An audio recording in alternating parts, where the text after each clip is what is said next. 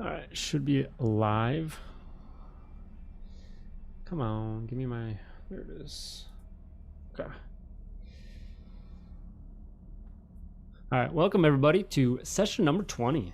Oh man, my tea is oversteeped.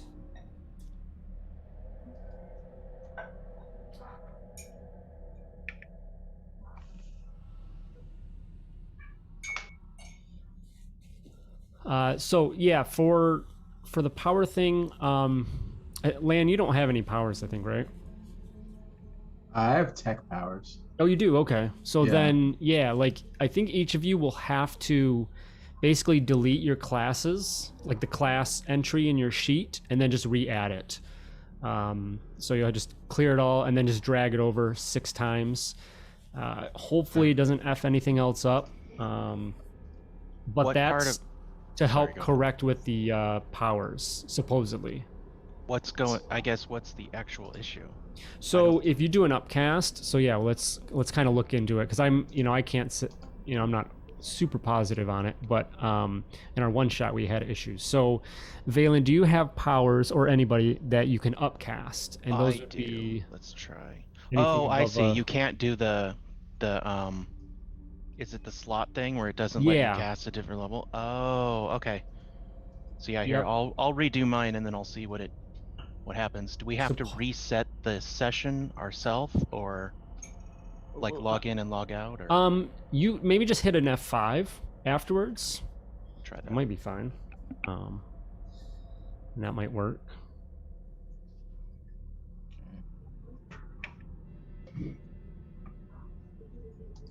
Oh, that's what I was gonna just do on this. This.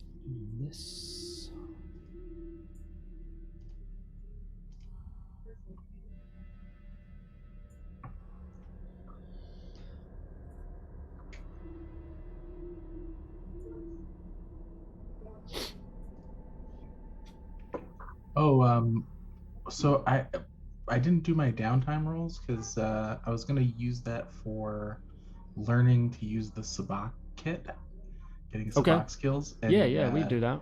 Yeah, you have to roll an attribute. I'm full on kind of. Yeah, I prepared, but definitely loose improv session as well, so we're good. Okay. Yeah, I just so wanted to know which. Generally for training, I think I've got like I got the stuff in the resources there quick because I used it all the time. Somewhere. Yeah, I saw the. Yeah, there you go. There, but I didn't know which attribute. Right. So, and I'll say that this is related to gambling. And so we've basically any one of the mental skills, intelligence, wisdom, or charisma. So Lan, probably intelligence is going to be one you'd focus on, especially when that 3, you already use that for gambling anyway. Yeah. So then obviously when you get proficiency in it, you would get to add your proficiency bonus to your rolls. So we can say that you'll use intelligence for that. So what you would do is give me start with I think just a straight intelligence check. Let me pull it up again because I don't think there's any other bonus. Unless it's, well, no, maybe it's a skill. Does it say? For training specifically? Yeah, I forget. Because this is, with this one being with a kit. So ratchet hives. Learning to use a tool takes 10 work weeks, costs the value. Training in a new tool calls for an ability check appropriate to that tool. It's determined, yeah. If you're proficient in that saving throw. Okay. If you're proficient in the saving throw, then you get to add it? Is that what you said? Yeah. I'm not proficient in intelligence. Okay. Anyway. All right. You proficient in wisdom? No, I'm not proficient in any mental skills. Yeah. Very fitting for Lan. Yeah. And I got a little bit of low lighting here. I had to pull it up again, but I was like, charisma, you're at a 2. Oh, a -2. Never mind. Yeah. Okay, so Yeah, it says ability, so it's going to be a straight, basically intelligence check for you. So intelligence. So give me a D20 plus, or well, yeah, intelligence. Ooh. Okay. So it wasn't a fail. A nat 1, you would have definitely failed, but anything above that, you don't get a modifier, but I still allow the results. Okay. So go ahead and give me just a straight D100. All right, so you've, despite your, the initial challenges to get into it, you still accomplished 1 week towards completing. And I think, how long is that? 10 weeks? Yeah. For that? Yeah. Okay. So I've got, we have 2 weeks of downtime. So do I repeat the same? Yes. Yep. Check? Actually, Okay. yeah. So give another D20 or intelligence check. Oh no! I knew it. Oh fuck. That's okay. This is very in character for. All right. Yeah. So unfortunately, on a nat 1, you cannot still go forward. Okay. But so it cost me. The tool costs 150, so it'll just cost me 150 for the. Both weeks. You still for both attempted weeks, training. Yeah. So, right. Okay. let me So put that 300 in credits. That's there. nothing. We just gotta do the job. I forgot the. Gotta get my money back too. Land loses more than that. Just going to the casino for fun. You said Sabak deck? Yeah. Okay, I'm just making a note in your file. You're lucky you know such an excellent teacher, such as myself. So. Yeah, you took the 300 credits from me. Our Gotta pay for this week's lesson, Lynn. Valen and That's right. Jack, you have your alter ego showing, by the way. I think we've addressed that, but anyway, you guys do anything for downtime? Jack, since he's on the resort area here, he's just gonna spend 2 weeks of downtime carousing. Okay. We'll do 1 week of middle class. Actually, 2 weeks of middle class carousing.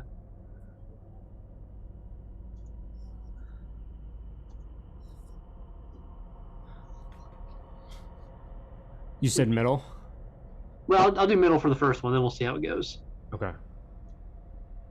Let's see, you do charisma check. Is it just straight a charisma? I'm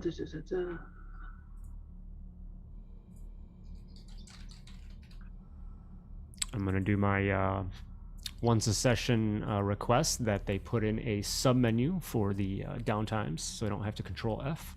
Character makes a charisma check, consult the check table or modifier table, and then from there do the D100. So yeah, just a charisma check or a persuasion check rather. Okay, that's, yeah, I thought it would be, all right.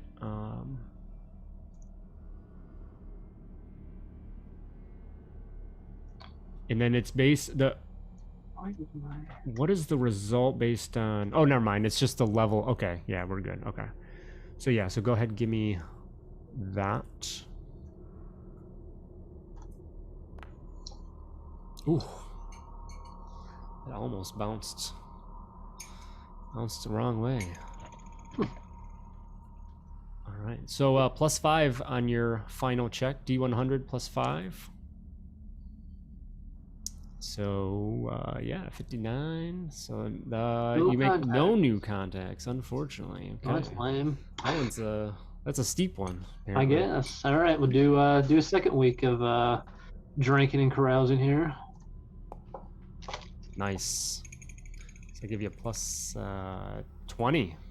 All right. Hopefully we get something more worthwhile here. Ugh. Jesus Christ. No new contacts. Now that's ridiculous. You meet some people, you have some fun, you play some cards, pull some slots, but you just don't pull away with anything of value. You know, just a few empty promises of, yeah, we should catch a beer sometime. I'd rather make hostile contacts than no contacts. It's true. It's true. Steal some credits. That'll turn everybody hostile pretty quick. Right. Give me a. Do they have the? Oh yeah, there you go. Give me a D10. A couple times.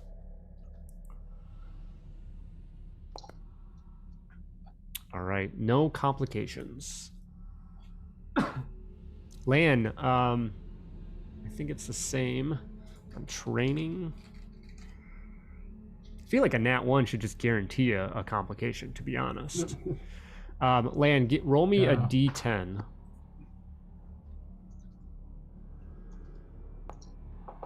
Okay, roll one more. Oh, okay, there you go. Now give me a D6.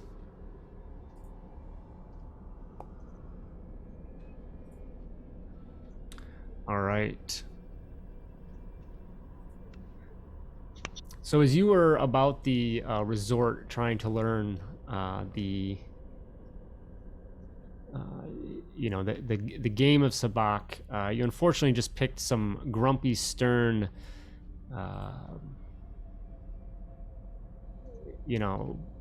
teacher that just wasn't going to have any fuss and really just laid into you, and definitely probably a big reason that you didn't get much out of it the second week with how cruel this was, and you feel there could be some lasting impressions of that down the road. But yeah, Valen, anything from you? Disrespected. I think he was gonna go looking for that Kunda crystal, the mod that we talked about last time, and I think you can have that picked up from last time since I had the values wrong. So if you would have bought it outright the last time. Oh, I think we did that like 2 sessions ago. Yeah, but I thought you mentioned something that he would have to go to like Almas to find it. Like it wouldn't be around here. Or maybe it would have taken someone more specialized to find it. Oh, yeah. Way. Well, I think the assumption was that you were there anyway, but... Oh, okay. I figured 1 week to go track that down wherever it was and find it and get it. And then I think when you install a mod, it's daily, right? You can do the check once a day? Yeah. And then premium, I think, is like a 14 or a 16? Yeah, I forget. 14. Is it 14? Okay. So I figured I'm going to spend the week. If I fail, just try again, Yeah. try again. So that was all I was going to do. So I think with you have artificers? Yes. Okay. So we can set that up. Oh, is it use, no, I've got it in there.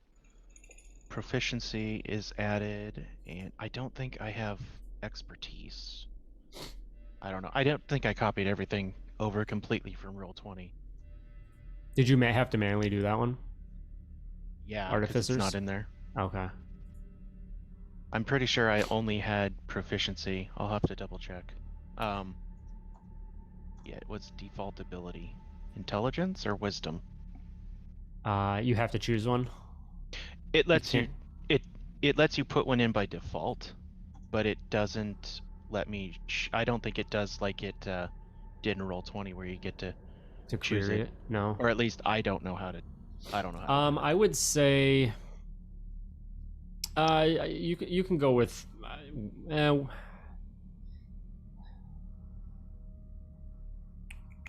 I mean, I would lean towards dexterity on installation, but I guess this is a situation, I'd turn it over to you, make an argument.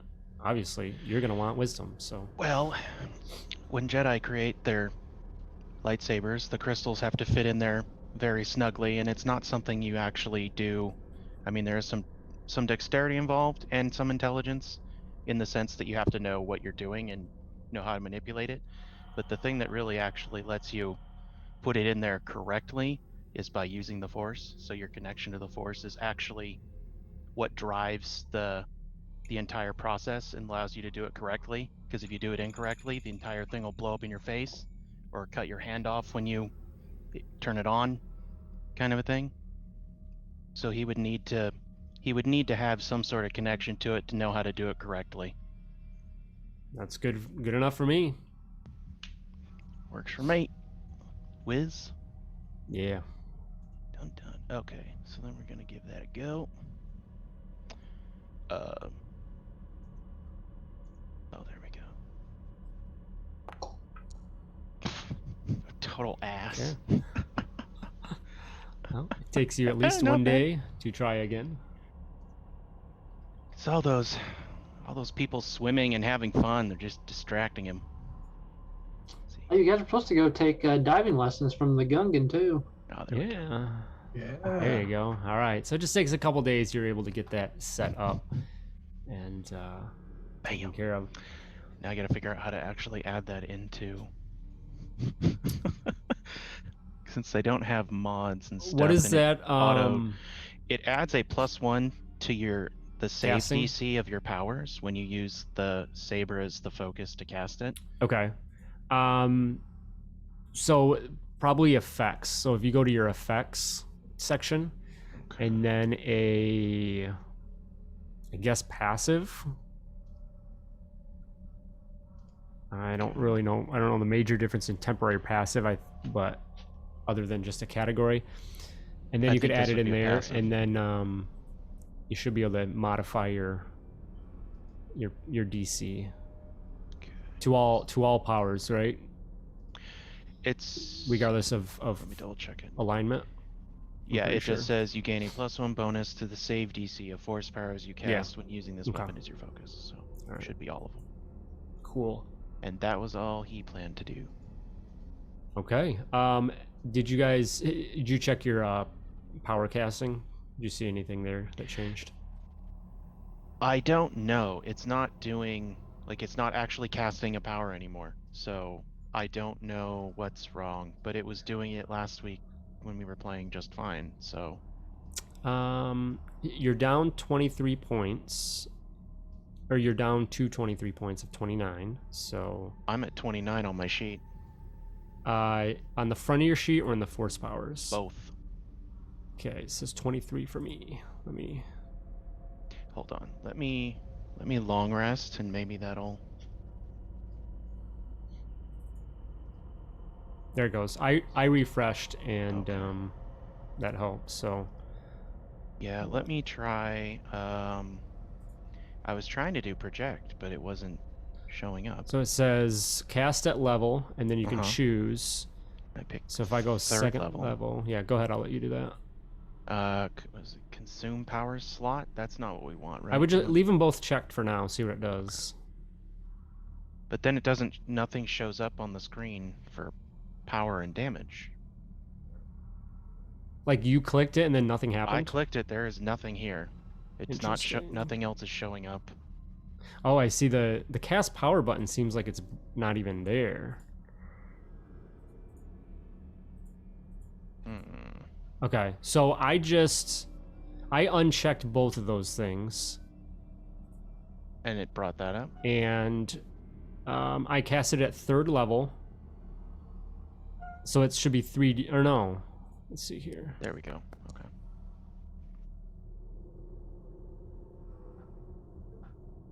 But it didn't do third level, right? Nope. Because what is it at third level? You get 1d4 plus 1, so it would be 5d4 plus 5 total. Yeah, I'm not sure what's going on here. Okay, well, we'll have to look into that. Yeah, and I've got level scaling and everything, so So you just I probably have to re-add every those single things. power. Yeah, maybe delete like one of those quick and see if it. Anyway, I don't know. We can deal with this later. So. Yeah. Okay. Yeah, and as it comes up. So okay. All right, guys. Cool. Anything else? I think that covered everything for downtime and whatnot. That was it for me. So, Balaam's just taking it, laying low and nursing his wounds in his pride. Oh, the only other thing, Todd, I was going to potentially mention was that lightsaber that we found that Dak kind of was checking out a little bit previously. I guess at some point during that 2 weeks in between his drinking and making not really good friends, carousing, might kind of check that out a little bit further. Okay, so I think, Valen, you kind of looked it over, right? A little bit? Yeah. And I think, let's see, give me 1 second. Oh, Dak's gonna see if he kind of, sensed anything from it potentially. Sorry, I'm looking for my notes. I know I wrote something down about it. I think it has like we were able to determine that there is no button on the outside. Right. So you have to Use the Force. Dak, basically. you can give me a perception check for it, or I guess if it's any different, if it's any better, basically a force casting check. But I don't know that. Well, I guess it could be, because if you're proficient in a certain. Yeah, I know when I think you had me do a charisma check on it the first time. Okay. So I don't know if that's what you meant by a force check or. Yeah. It's so. Yeah, with your main force stat. Mm-hmm. So yeah, charisma plus your proficiency. So I'll just make it I'll just do like a persuasion, because that would be the same thing then. I'm proficient in that. Persuasion, or you mean? Yeah, because my charisma plus proficiency, I'm proficient in persuasion. So sorry, you're right. I was thinking perception. You're right. Yeah, you get confusing. Perception, persuasion.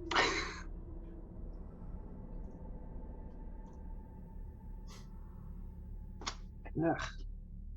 All right. So, yeah, as you spend some time looking this thing over again, you're a little familiar with the weapons. Or actually, what is your familiarity with lightsabers? I mean, he knows that Force users use them. He knows obviously Valen has one as well. He's never really used one himself, but probably can sort of sense a little bit of like a draw to the Force within the weapon itself, since he has some Force sensitivities, but not like intimately familiar with it. Right. So it's did you kind of checked on it earlier, you said, right? Yeah, I mean, when I first got it, I realized there was no like button like Valen's to like turn it on. So Valen looked at it and he was like, "Oh yeah, I think this is have to use the Force to kind of activate a thing." So now, I think Dak almost thinks about it as like a puzzle to potentially solve. Like, is his Force ability able to somehow activate this thing? Yeah. Okay. He's not going to tell Valen any of this. He doesn't want Valen's help. Yeah, I'm going to be very surprised when that thing turns on. I'll be like, I didn't do that. He's going to do it in the safety of his own room. He's not going to just like, hey, look, Valen, look what I can do. I can use the... Just don't stare it down the end of the cylinder. Yeah, he's not going to Luke Skywalker it. Stare down the barrel. So, yeah, you try and focus in on the weapon again, and... the first time you did so, there would have been a dark presence that came from it. And as you do so again, you still sense that darkness from it. You can't really gather much else, but it's a lot less prominent. It's subsided quite a bit, as if the power of the energy has drained. But beyond that, it's still challenging to really figure out how it functions, how it works. Okay.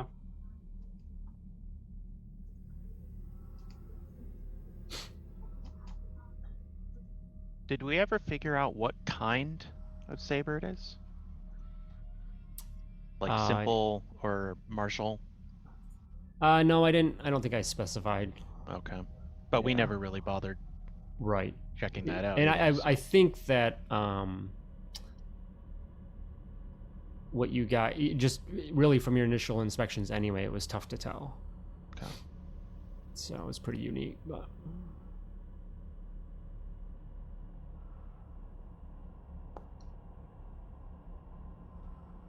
Fortunately, there's only so many it could actually be. So. Right. Alrighty. Trying to overcharge their land. Yeah, it's Just didn't. it's not working. Okay. We'll have to look at it.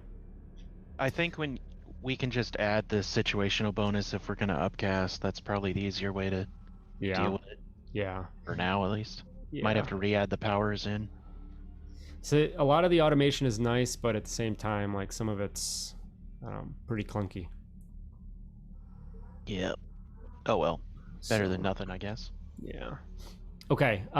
So come back into let's do a recap now. We're a good 35 minutes in, and do a recap. So Krellin had went off with I think Janus Byrne.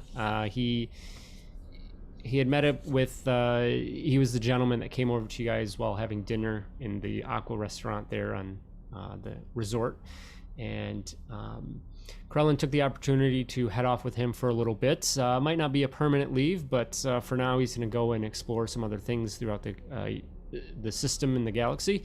The rest of you, enjoyed your remaining week or so at the resort or whatever else you wanted to do from there.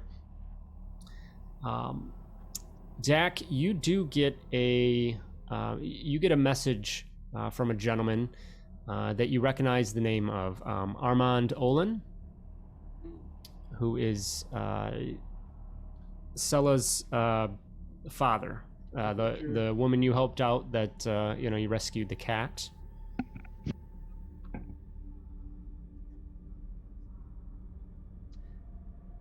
Oh, like it's a live message. Like Oh no, sorry, nope. Oh, okay. No, I didn't know if I need to say hello or if I was going to read the message.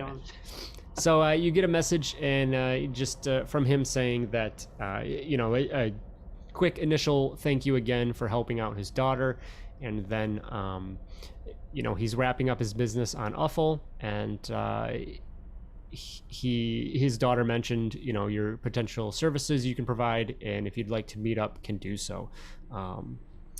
Given the conditions of Uffle, I think most of you would understand that, but just because, give me lore checks all around.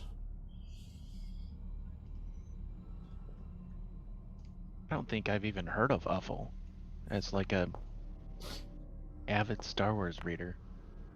Hey, Valen has. All right, Lan and Valen would be very familiar with this. So Uffle is a, which I think I put it in. Nope, is it a side planet? I gotta look it back up. I forget if it's. I think it's a moon.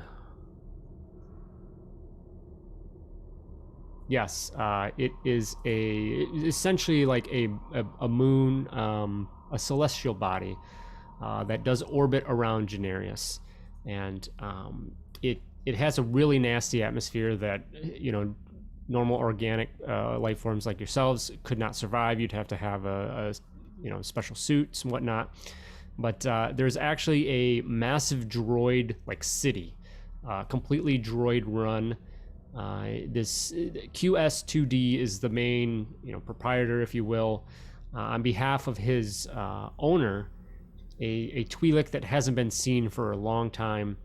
But this droid basically, when they were there with a couple counterparts, just started mining the resources of the celestial body, and eventually created this massive droid facility, factory called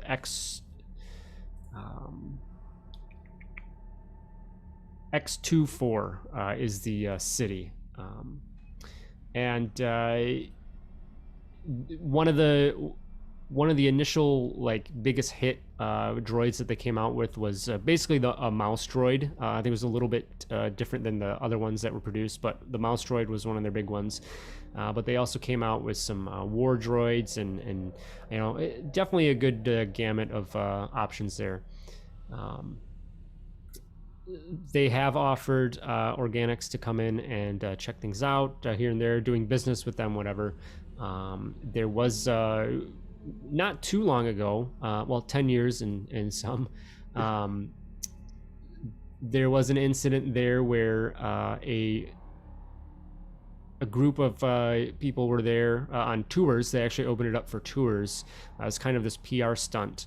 And there was a droid going around and killing some people. And so some other heroes, much like yourselves, went and took care of that. And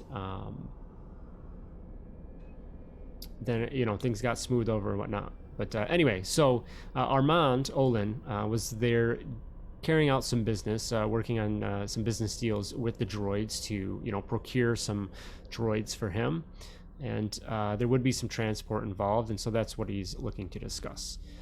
So given the climate situation of Uffle, he does offer to meet somewhere else by any of your suggestion. He says you can go to Liabiqua or somewhere on Cularin if you'd like, but he'd like to discuss some options there.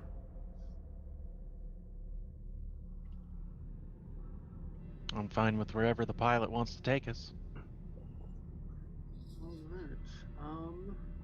Probably knows the system better than I do. Trying to think of what's on Liabiqua that we've been to before. Yeah, I can go up a notch now.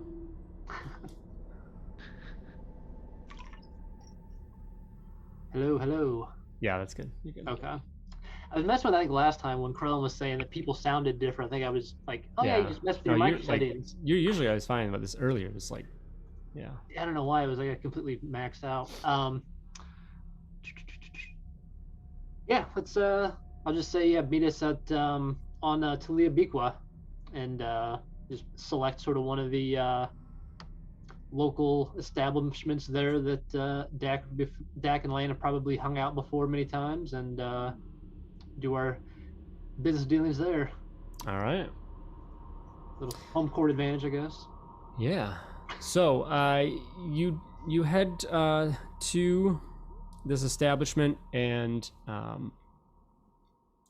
eventually Armand shows up and meets with you, comes to meet with you.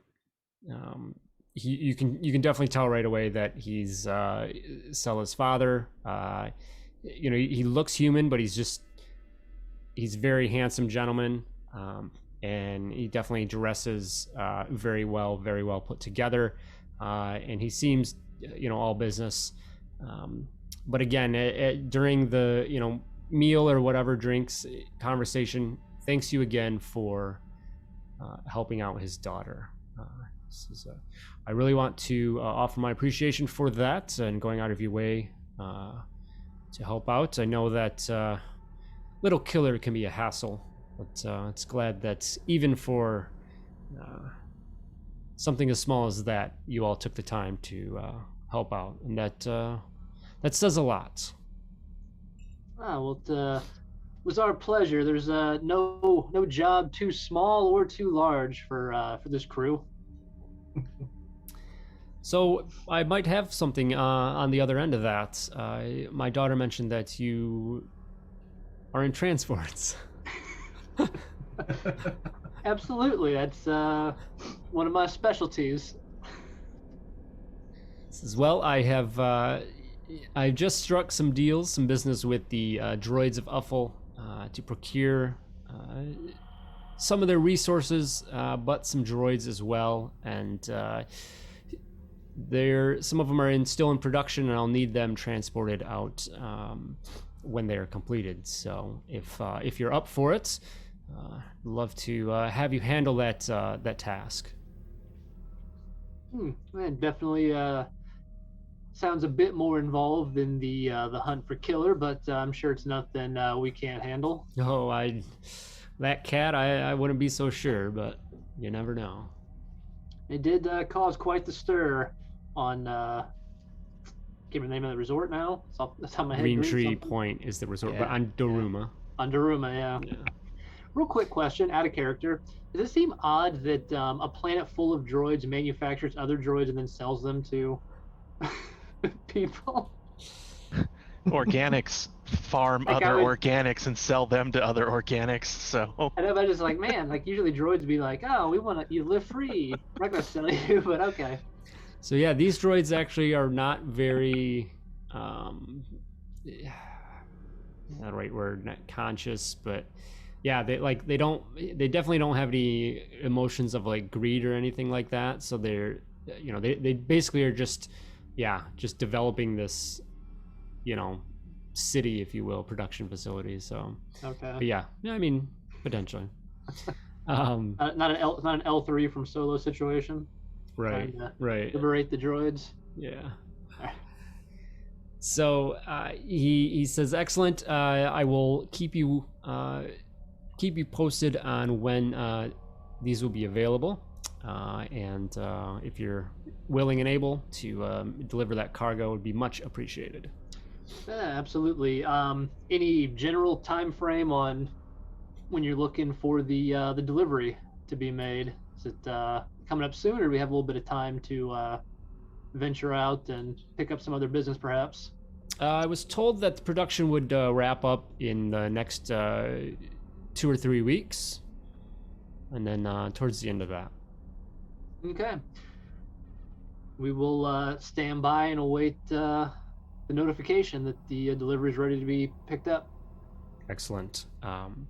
In addition, the droids, kind of gave me a gift, if you will, for the business that I did with them, but I just don't really have much use for it. So, as an additional thanks for your help with my daughter, I have a co-pilot droid that, if you can make use of it, be happy to hand that over. Doesn't do much else, but is good, on a ship and can help out there. Absolutely. As a matter of fact, our navigator recently left the crew to do a little bit of side work. So, yeah, a droid that knows his way around a starship would definitely come in quite handy. This is excellent. I will have my people get in touch with your people, and we'll get him transferred over to your care. He's a little bit of a stale fellow, but as you said, yes, the droids said that the top-notch technology and definitely know their way around the starship and whatnot. So you guys should have in your actors section now access to UFP4. Well, I'm sure his personality can't be any more contentious than the previous operator. Right. So, and I grabbed a droid and kind of was tweaking some things. We'll probably, tweak this a little bit as we go along. As I said, it'll mostly be utilized to help on the starship as things come up in that regard. Mm-hmm. As far as ground game and stuff, we'll see where we get with that. Having a small party, a companion type is fine. To handle. Definitely be something that you guys would take responsibility for, so we'll see. Mm-hmm.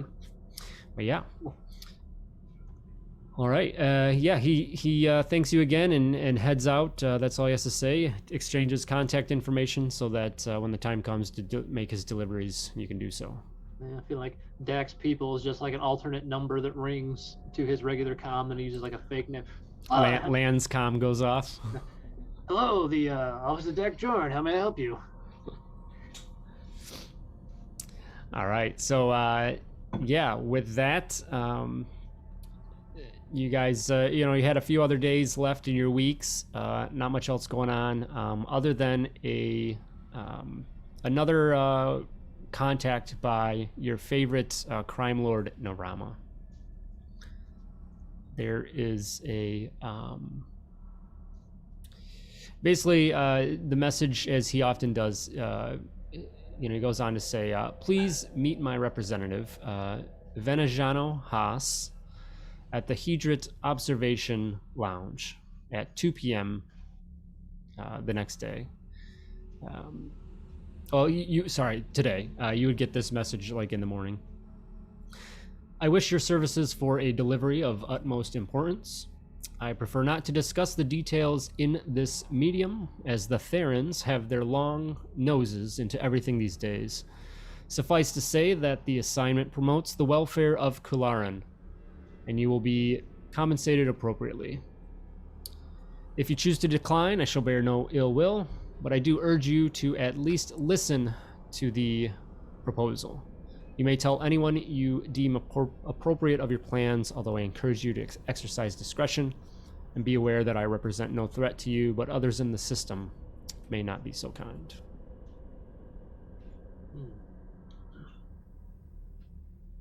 Well, what do you guys think? Usually value discretion means a little extra value in the job. So I'm definitely willing to go hear what Narama has to say. He hasn't steered us wrong yet. I don't know. I'd avoid trying to ask him for more money. You saw how pissed off he got last time. He was about ready to make everybody hate everybody for asking for credits.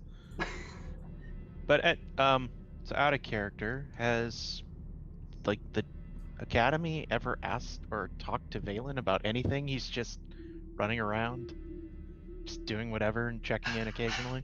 Oh, they occasionally send message to the ship. I just reply back, "All's good." Don't worry, you're in good hands. "We need your help with this Order 66 thing. Can you come help?" "Yeah, no, he's fine. It's good." Does an auto reply, "Vacation out of office." Yeah. Yeah. Okay. I just figured he's up to his own devices. He doesn't have to check in or anything. So yeah, they trust in you. You're definitely on the cusp of maybe advancing in your ranks and whatnot, and with the blessing of your master and whatnot, you've been able to kind of run around as they've seen the good that you have done so far with your companions, and they felt that yes, there is this massive situation going on throughout the entire galaxy, but there's still things going on in Cularin itself. So little do they know that Lan and Dak about every couple of weeks get like a satisfaction survey that they have to fill out on their data pads, like, "How was your experience this week with Padawan Valen on a scale of 1 to 5? 1 out of 5. Brought that damn monkey lizard aboard my ship. On the flip side, if you look at, so either Valen went off to war, or he has hung around with you guys to lie, drink, steal, cheat, whatever, all those good things, right? Fight the dark side or join it. Which one are you gonna do? You learned exponentially more here with us than you would have ever with a bunch of clone troopers. That's true.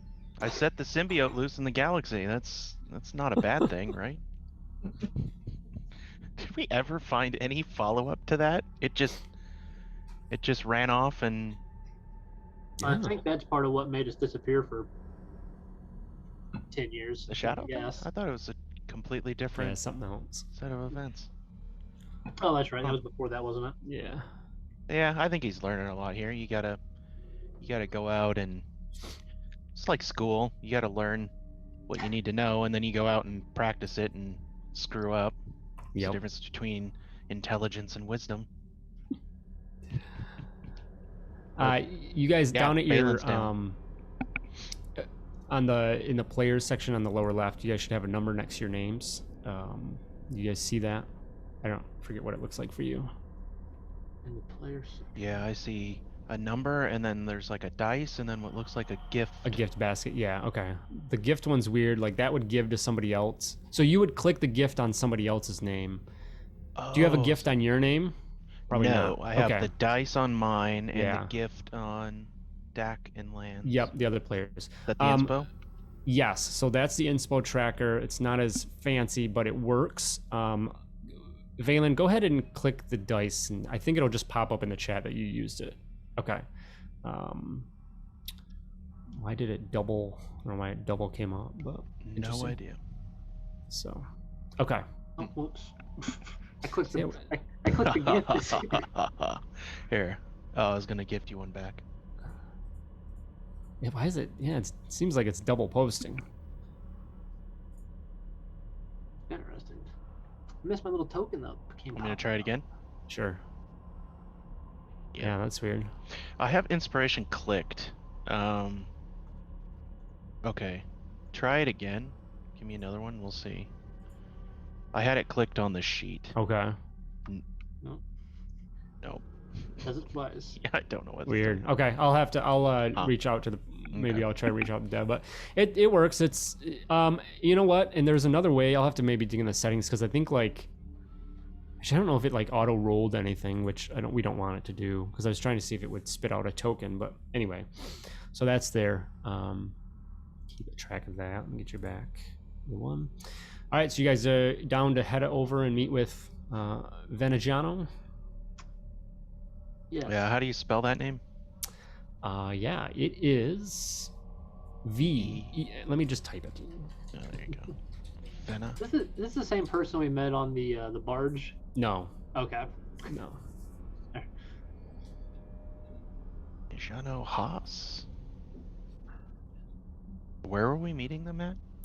The observation lounge of the Hedrit ground port. So you know that Hedrit is the kind of sister city of Gadrin. They're in on Cularin. So this is likely something you all are familiar with. It's a pleasant place to spend an hour or so. You kind of, as it's an observation lounge, as it says, you watch the ship's landing, taking off. There's floor-to-ceiling windows along 3 of the 4 walls. And there's also, you can enjoy your favorite beverages in a somewhat upscale spacer bar. There's, though, oddly, no real spacer bar would be ever as clean as this place or in good condition.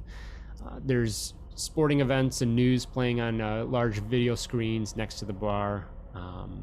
And there's a Twi'lek bartender, Tat Varula, and they're happy to, try and attempt any fancy beverage that you would like.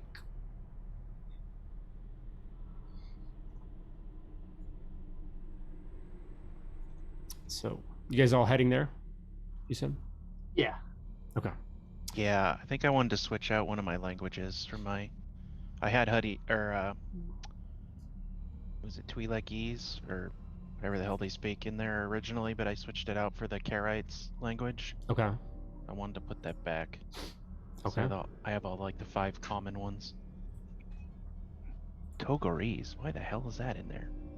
Oh, because I thought we were gonna find a kitty. That's right. And like a 1 in 20 Makes chance. I thought maybe it'd be a big cat.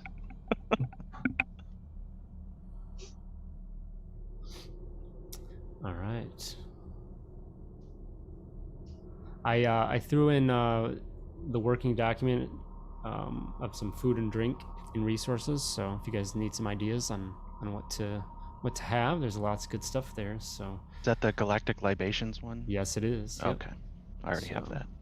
Yeah, it's something I worked on a long ass time ago. What's that? They got jet juice here? I don't know if jet juice is here. Oh, at the bar? Yeah. Yeah, they could try and whip it up. I think one of the drinks I had during my time on Batu, I had jet juice. Yeah, space moonshine. It was slightly less burning than that when I had it, but. So as you guys head up to to this place, waiting for the arrival of your, the person meeting with you, Venegiano, The bartender, serving drinks and whatnot, and then all of a sudden something grabs their attention. They look up the TV. Hey, it's the senator. And they turn and turn the volume up on the screen. The volumes are pretty low as is. It's more of a background thing, but definitely turns it up. And you notice that everyone definitely draws their attention towards the screen for this, because it's somewhat of a big deal. When the elected official shows up. And there you see Senator Wren, who looks just as you expect, very familiar sight that of the same female you saw back on that space station above Karaman. Dak, you might get a little bit of a feeling seeing her, remembering your run-in with a disguised version of her, of course, but she's wearing her full senator regalia, looking quite official, attractive brown-haired human, looking out towards the video screen as if she's looking straight at you. Good citizens of Cularin, thank you for your attention. I apologize for the interruption, but this seemed most effective way to reach the majority of you at one time. As I'm certain you know, a tragic civil war threatens to tear the Republic apart. As our forces struggle to restore order, even Cularin must do her part. Years ago, when Cularin entered the Republic, the Senate was kind enough to appoint Thayer as our protectors.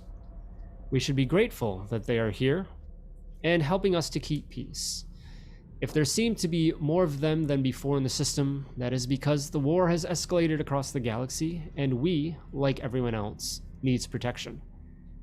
The Separatist armies could strike anywhere, at any time. The annoyances that keep hyperspace travel from working properly into or out of Cularin are also our best defense. With a strong force to patrol our borders, it becomes much less likely that the Separatists will attempt to upset the balance of life for any of us, Jedi or not. She pauses, studying her notes, and after a few long moments, speaks again, reading from those notes. It is to address this that I speak to you today.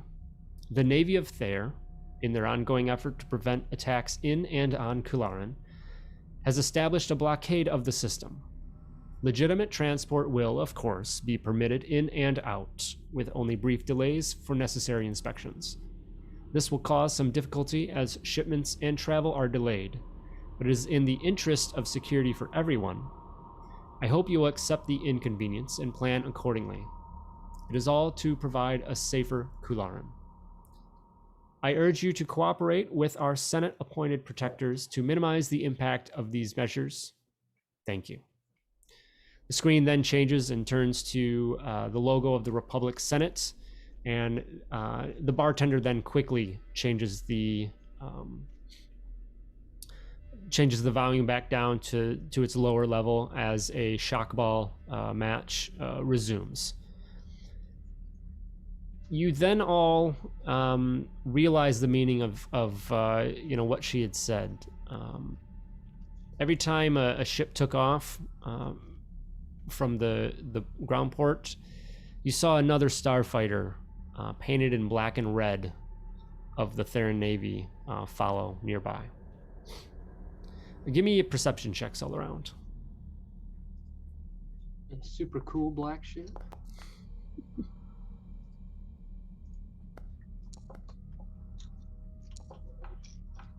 Ooh. Dak, you're deep into your jet juice or whatever you were enjoying. Dak feels like he's been stabbed now twice by this senator. Once with a dagger and now with this blockade. Valen and Dak, and Lan, you both would, kind of think to when you came into the spacer bar and the lounge, and then even now you can look around and you see quite a few number of figures in the black and red uniforms of the Theran Navy. They definitely are sticking out to you now. Kind of buttoned up the side.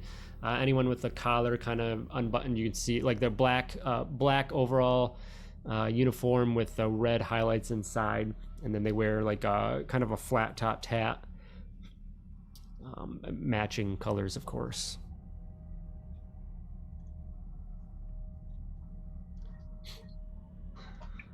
Well, that news is going to make business a bit more difficult than it used to be. Yeah, not to mention increase the amount of times they're gonna sneak onto someone's ship and start taking stuff or doing like what they did to our hyperdrive the last time. Who knows how many people they've done that to. Guess we could figure out, probably figure out what Narama wants just from that. Well, we're still waiting for her, right? Or him, or whoever this dude is? Yeah. Okay. So you would notice, or you would realize that he's definitely running late. I mean, you've been here, a good bit. Definitely had time for a few drinks.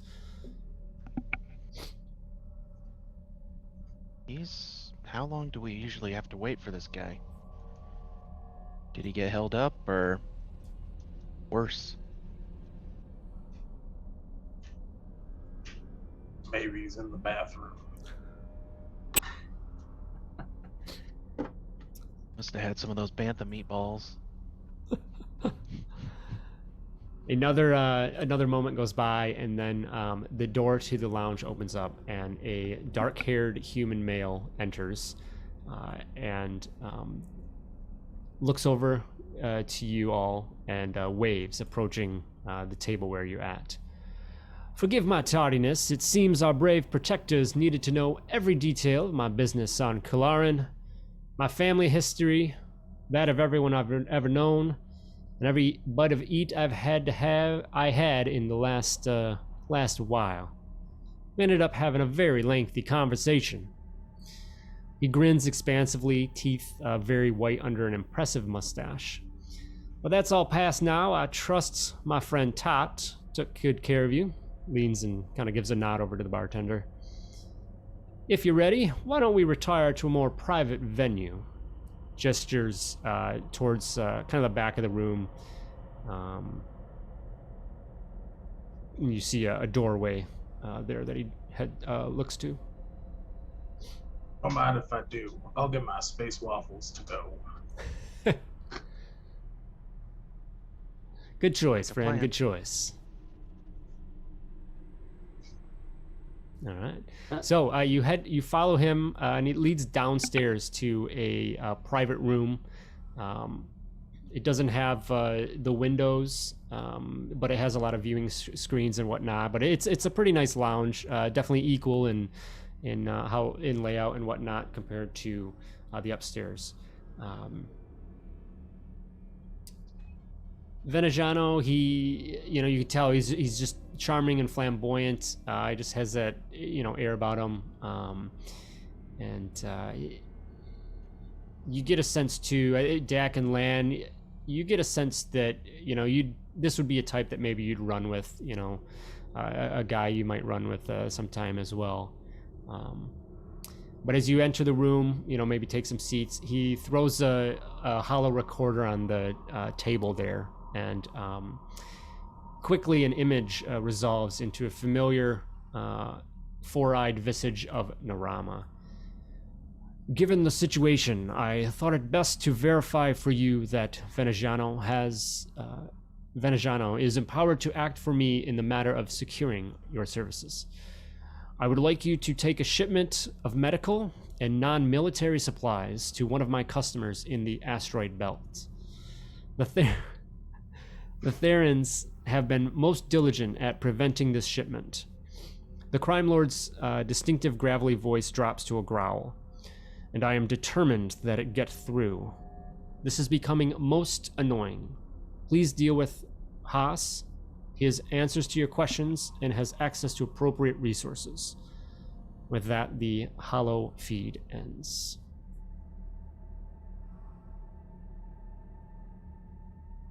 So that's it? We just take medical stuff and non-military items?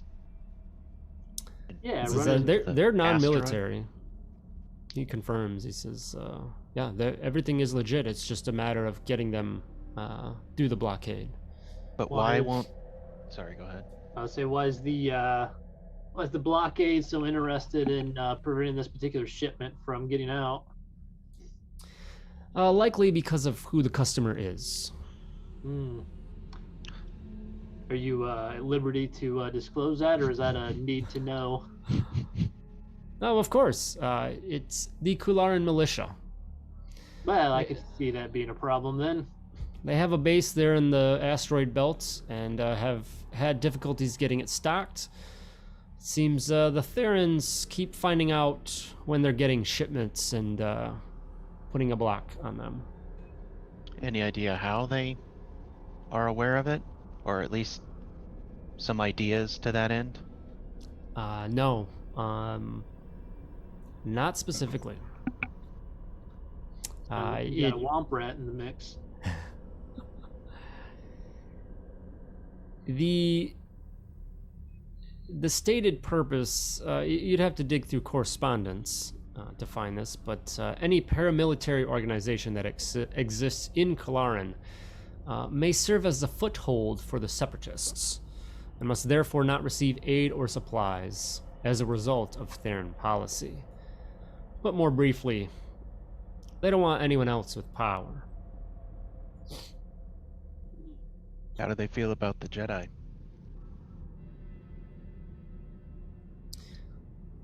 You'd have to ask them on that one.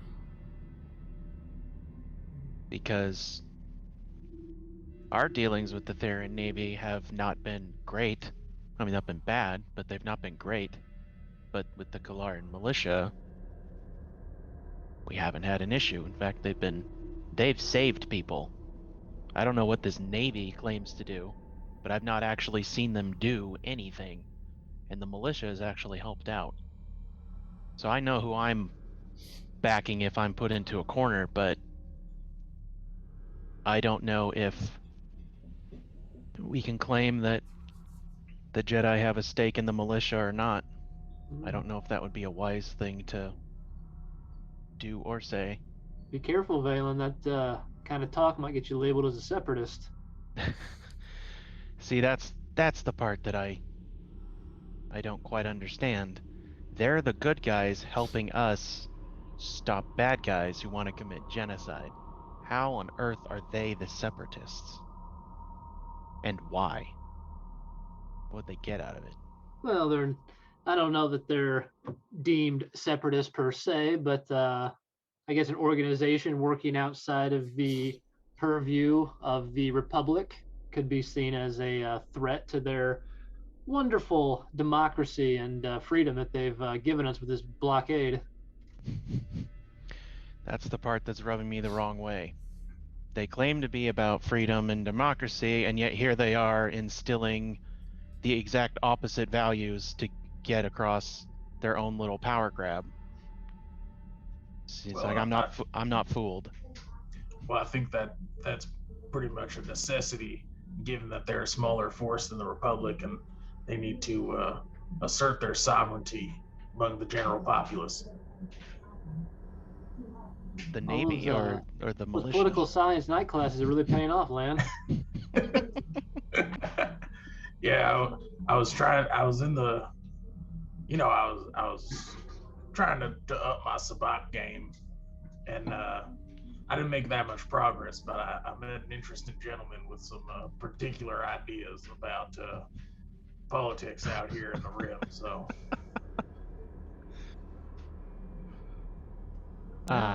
The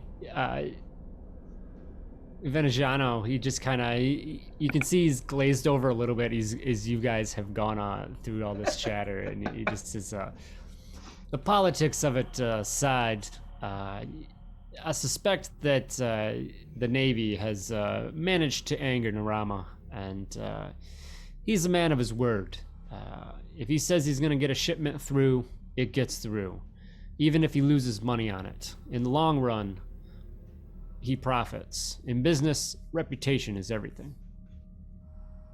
That is a true statement. However, I'm sure you can appreciate the difficulties getting through a military grade blockade presents. The asteroid field on its own is iffy enough at best. In our experience, toss in a military blockade, that's starting to sound less and less like an ideal sort of job. I hope perhaps you've got maybe some intel on the blockade that we could use here. Yes, the usual patrol is a Corellian gunship with 2 to 6 headhunter escorts, depending. Oh. There's a lot of space out there, though, so they can't cover everything, and they often return to base. We've been watching them and figured out roughly their patrol schedule. Unfortunately, they do vary it from time to time, so it's not perfect.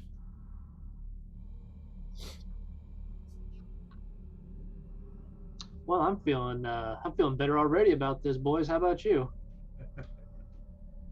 Yeah. Just a single Corellian gunship and 2 to 6 headhunters. That's nothing we've never, can't handle. Well, Dak, you're the one who's in the transportation business. As long as it's not that sweet-looking black and yellow one, I think we'll be okay. But even then, These are cool black and red ones. Maybe we should paint our ship up black and red to blend in and be cool too. paint it that color, that black, that's so dark, it's darker than darkness. Like it absorbs all light. Yeah, it absorbs all light. We could be a maneuvering black hole. Venegiano says, "Well, we understand the difficulties of the task, but as I said, Narama will have this delivered one way or the other. He's offering you 1,000 credits up front, and 1,000 more each if successful. 1,000 each up front and 1,000 after."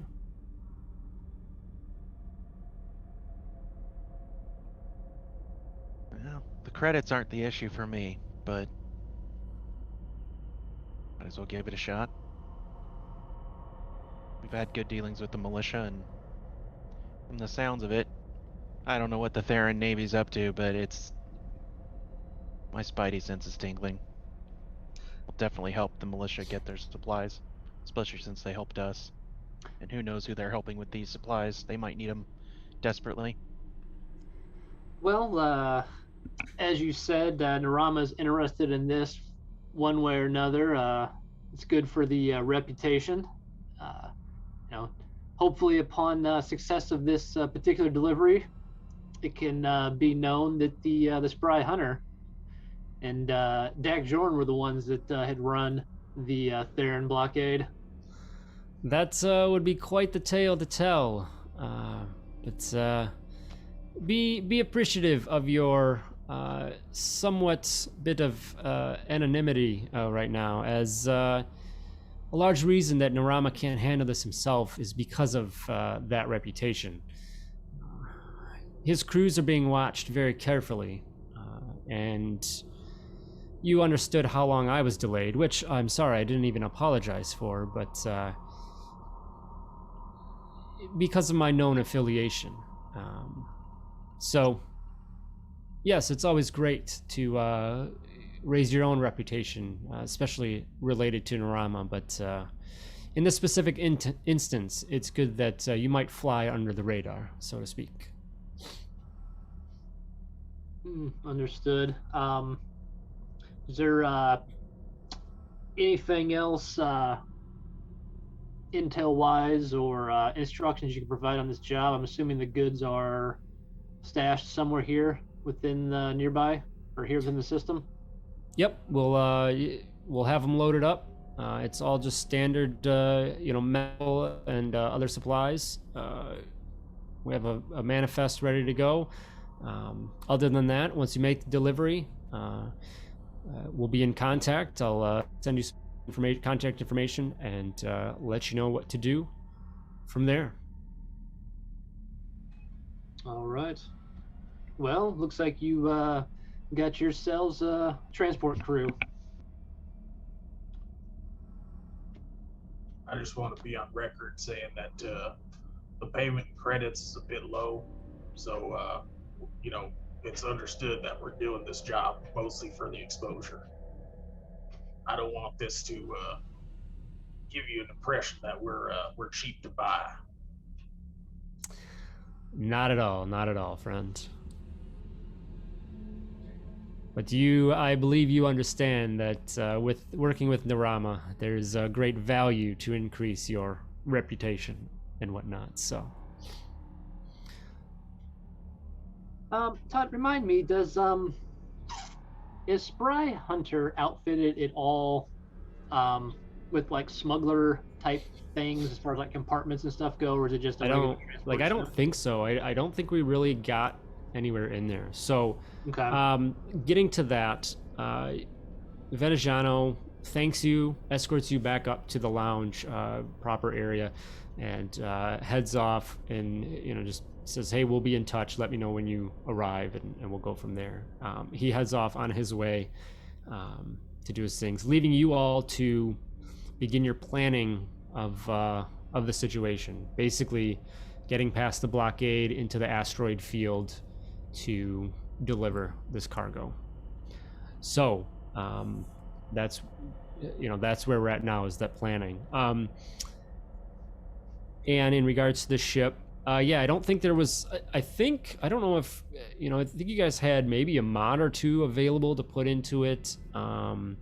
What that stuff was, like if you wanted to add some things like that. And I wasn't really necessarily following the existing rules, but I mean, to an extent with some of the some of the suites and modification things, but. Yeah, I mean, I guess that's, without getting too deep into like, advanced weapons and shields and all that kind of stuff, but just from like a flavor and works with the group sort of standpoint, I thought, the smuggler compartments might be a useful thing to get installed at some point if we're gonna continue to transport things around sometime, especially now with the blockade in the mix. If we do get searched and boarded, it might be nice to have. Right.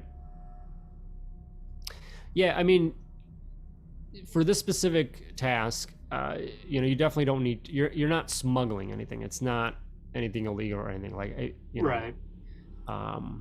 But that's certainly something you can, have set up.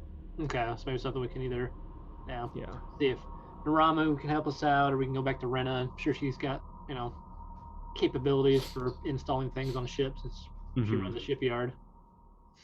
Yeah. I would say though that we do have something that they're not anticipating that could help us. If we give it a vibro dagger and put the monkey lizard in the cargo hold, it can get a very unwelcome surprise when they board the ship to inspect the cargo. But, these are the things I come up with when I'm not doing my Jedi duties. Failing that, though, where are we? Genarius? I mean, You're on Cularin in Cularin, yeah. We still have to go. You'd have to get into the asteroid field to get to Almas, so we could always say we're taking these to the Jedi. What are they gonna do? Say no? They're like, no, you can't bring these to the Jedi? What are they? I mean, who are they to tell the Jedi they can't do that? I mean, at least would give us an excuse if we get caught.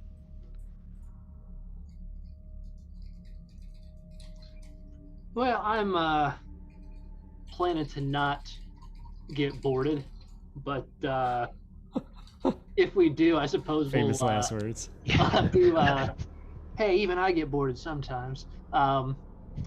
If we do, I suppose we'll think of something. We always do, don't we, Lan? That's right. There's usually some way out of any kind of sticky situation. If there's not, then you die, but that hasn't happened to us yet. First time for everything. Fortunately, that first time is the last time as well.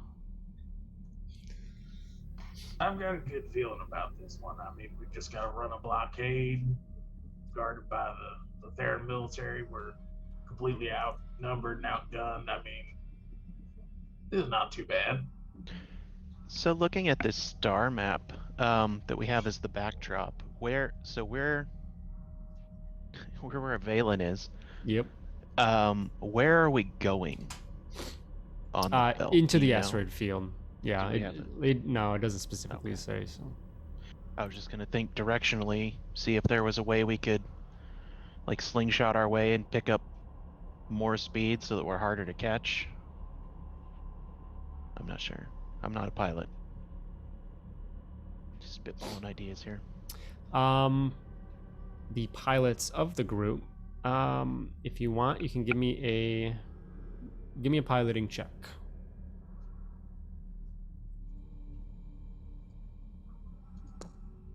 Oh man. Oh, there we go. I saw the first dice come out, and I was like, "Oh, it's a terrible roll." I was like, "Wait, I'm not blue, I'm green." Everything that came Yeah, out, yeah. I'm like, oh no. I love I'm assuming we all see the same thing, but sometimes those things like they look like they're gonna teeter over and they don't. Yeah. It's just it's so cool. But Dak, you guys are sitting here kind of having this discussion, figuring out what your plan is. Once you get to the asteroids, you're very likely good. You've flown through those suckers plenty of times now. You're confident in your abilities there, so it's just a matter of getting to there. Veneziano mentioned that, yes, they have a gunship, but then 2 to 6 headhunters that, they could probably keep up pace with you, but there's a lot of space out there. There's probably a good way. They often have to return to base, or they're out patrolling and checking other ships and whatnot. So, there's a few things that you might kind of think of that could help you guys out in how you approach this.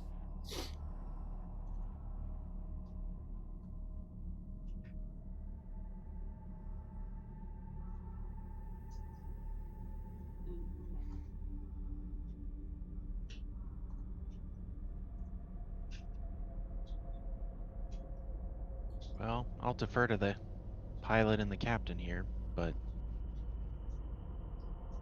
I say hit breakneck speed, get into that asteroid field as soon as possible.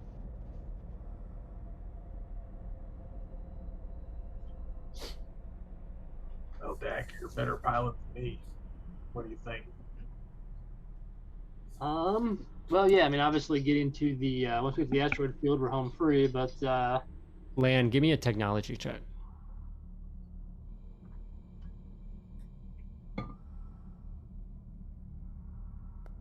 Nice. You consider an option.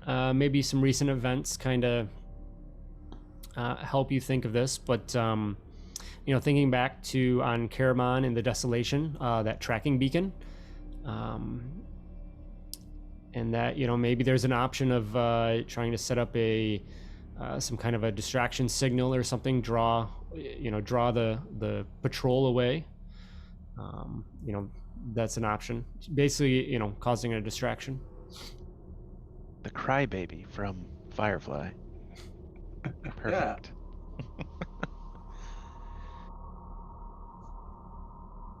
yeah, Lan, if you've got a way to potentially rig up a some sort of distress call, perhaps we could activate that elsewhere in the vicinity and draw the gunship or some of the headhunters over to that, and we can slip right on by.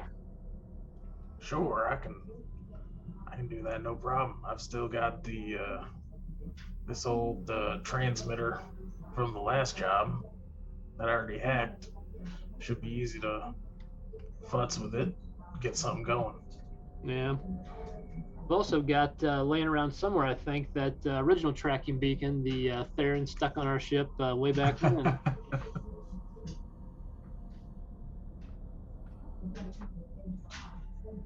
Yeah, if you could potentially rig that up with, a remote activation, we could drop it off somewhere, get to a safe distance, and activate it, and then see if they take the bait. I like it. I'd definitely prefer that as opposed to going up against a Corellian or a gunship and half a dozen starfighters. Oh, what? You don't want to show off your skills?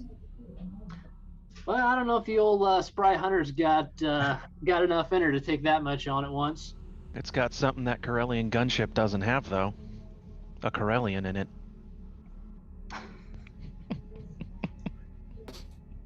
Are you sure? That we're aware of. They might have a Corellian.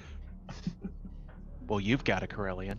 This is a wonderful time to stop and mention our sponsor of tonight, Corellian Light. It's got to be fresh. It's got to be Corellian Light. Was it not Tap the Rockies? What would it be? I don't know. All right, well, that sounds about as good a plan as any. And, plan B is we just outfly them. Are we rigging it for a distress signal? Is that the plan? Yeah, I mean, these fine, upstanding, guardians of our fair system should be enticed by a distress call, I would think. One would hope. Might actually. Especially if I use that old Theron tracker we've got and make it seem like it's coming from a Theron ship. Oh, that's even better. We still owe them for that. That was so slimy and underhanded. Agreed. I know Jedi aren't supposed to have hostile feelings or hatred, but man, what a bunch of scum. Give me intelligence checks all around.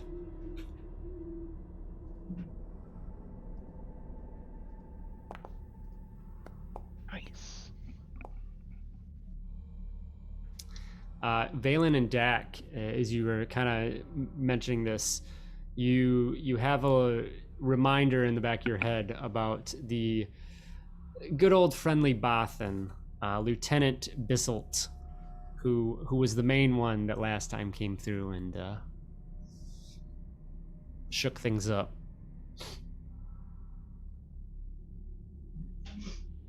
What a douche. Good old Lieutenant Bisselt. Was that wasn't the same guy that we encountered on Ipsis, was it? The Theron crew that went through? Because there was another uppity asshole Bothan that we encountered as well. When? Wasn't there? He was the one that came aboard with the whole tracker. Yeah, but there was another one that was because we encountered like the cartel. Oh wait, Ipsis. And then we Ipsis was when we were at the thermal detonator factory. Oh. No, yeah, no, it wouldn't have, it wasn't him. No. Yeah, I can't remember asking if it was. So I was like, nah, it's that same guy. Yeah. Okay. No. Okay. Yeah. Like, what are the odds of running into this asshole? You didn't deactivate the tracker. That's the odds. Yeah. Yeah, it's still just been following us around It's still everywhere. just going. You guys have some weird traffic report on here. Hey, Lan, can try and lend you a hand here if you want to try to reprogram this tracker device to emit a distress call. Let's do it. All right. Now, later. Are you using? You're kind of putting both components together, right? Yeah. Okay. So let's do. Give me a. I wanted to give him guidance to help allow him to really, really, really get this done. It's a D6. Okay. Yeah, and then with either advantage or Dak can roll as well. So on the first check, to set up that distress signal and just make something that is going to be convincing and powerful enough to attract attention. I've got expertise in technology, so I think I'll do advantage here.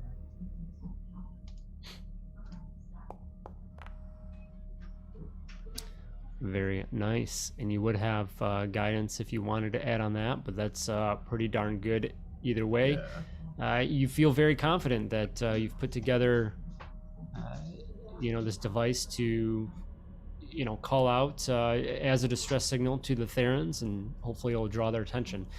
Give me one more now. That this time you're going to tie it together with the tracking signal to try and spoof it that it's coming from the Therans specifically. I'm gonna add my plus 1d6 to this. Okay. Nice. Jeez. All right. So, what was that? Oh, an 18. Yeah. All right. Yeah, this is, just easy to do. Like, do this in your sleep. You just whip this together and you feel very comfortable. Something that you can, just kind of, maybe eject out of the airlock or whatever. You've got pretty solid range on this device as well. You wouldn't have to get too close because there's always a chance of them still coming after you guys. But yeah, you definitely set something up good. Not my prettiest work, but I've got it remote hooked up to my wrist pad here. We can just jettison it, be on our way. Well, I've seen worse work done. Hopefully this is better than those doors back at the thermal detonator factory. I think it's a little bit better. All right, well, I hope you're right. If we don't have any other preparations to make, we can reach out to Naramu's associate here and get instruction on where to pick up the goods. Before we leave, we're still in the lounge, right? Yes. Okay. Yeah, or if you went somewhere else. I mean, I figured we may have gone back to the ship. Oh, I just wanted to order a small thing of food to give to the monkey lizard, is all. Yeah. Oh, yeah. You say you did that before you headed out. Yeah, just, I don't know, food scraps are thrown away or something. Probably want to hang out in the So lounge cheap. trying to rig up distress beacons in front of the Aaron. Talking loudly about running a blockade. So, fellas, what about this crime we're about to do? Yeah. All right. So back on board. Yeah, you're back on board of the ship with everything ready to go. Anything else? Changing the droid's name. It's not going to be UF anymore? UFP4? No, it's UFD4 or UFTA. UFTA. The UFTA. Is there the equivalent of the bag of ball bearings in this system? No? I don't know. I think I might have discussed this with you at one point before. I don't know. Well, chance cubes are 1 credit, so you can just buy a lot of chance Buy cubes. 1,000 chance cubes, throw them Yeah. at someone. Yeah. I remember. I think. Oh, go ahead. No, I was deciding between scout or monk. If I did monk, I was going to do the Cuso monk and just throw chance cubes as my weapon. Just they always remind me of the pool chalk cubes. Oh yeah. They're like perfect size, and Yeah. they've got usually red around red them, and and then the blue, blue chalk. What do you? How do you want to use them?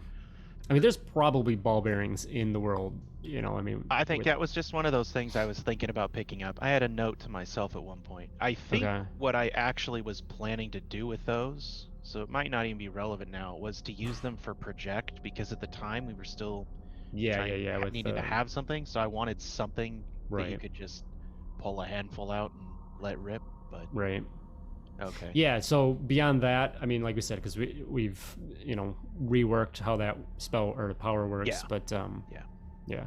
But otherwise, you'd definitely be able to pick some up. A couple Okay. credits, you can pick some up, or Yeah, I was trying to think of anything else that we might need, because I think we resupplied and then we went on the kitty chase, and then I don't think we did anything beyond that. So I think we didn't even have combat for that, right? Nope. no. No. So yeah, I don't No. think anything I've got has been drained. So I think I'm good. Okay.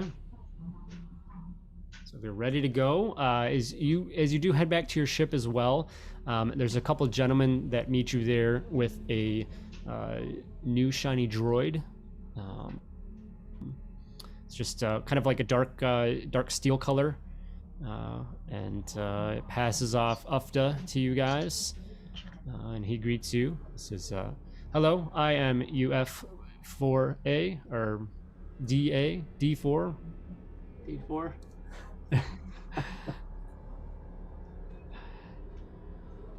I am glad to be in your company. Nice to have you aboard, D4. Heard know your way around Starship and the various systems. Absolutely. Programmed to be proficient in all systems of a starship and their communications and operations. Well, welcome aboard the Spry Hunter. You can make yourself at home up in the operator console up in the cockpit. Trying to think what they would use, a console probably. Yeah, he wheels up there, so he's got it's kind of a thin frame, two skinnier arms, and then the lower half is a wider base that doesn't have legs, rather it's like a wheel propulsion. Like a So- unicycle? Not like that. It's more. He's probably got a pair at least of wheels or something like that. Almost like a bell-shaped. Goes around. Definitely not treads like Johnny Five. A lot more contained, but Okay. so. Yeah, he wheels up and heads to thing. Yeah. Anything else? Are you guys ready to head out? Gotta go get this monkey lizard his food, clean up his poop before we take off. Give me an Yeah. animal handling check, Valen. Oh no. He's gonna bite me. So he seems a little cranky, but you do well enough handing over the food that he appreciates that. Placated and, for now. Yeah. He still seems to have enough of an attachment to you, All right. whether you want that or not. But The real question is, if I hand him a vibro dagger, will he do what I need him to do? Does he understand? I would say you would think probably not right now. Okay. Yeah, he's kind of not listening and whatnot. So If I throw food on some uppity bothan, maybe it's possible. it'll take care of itself. It's possible. All right, cargo has been loaded. Your new droid companion has arrived. The pet monkey lizard has been fed.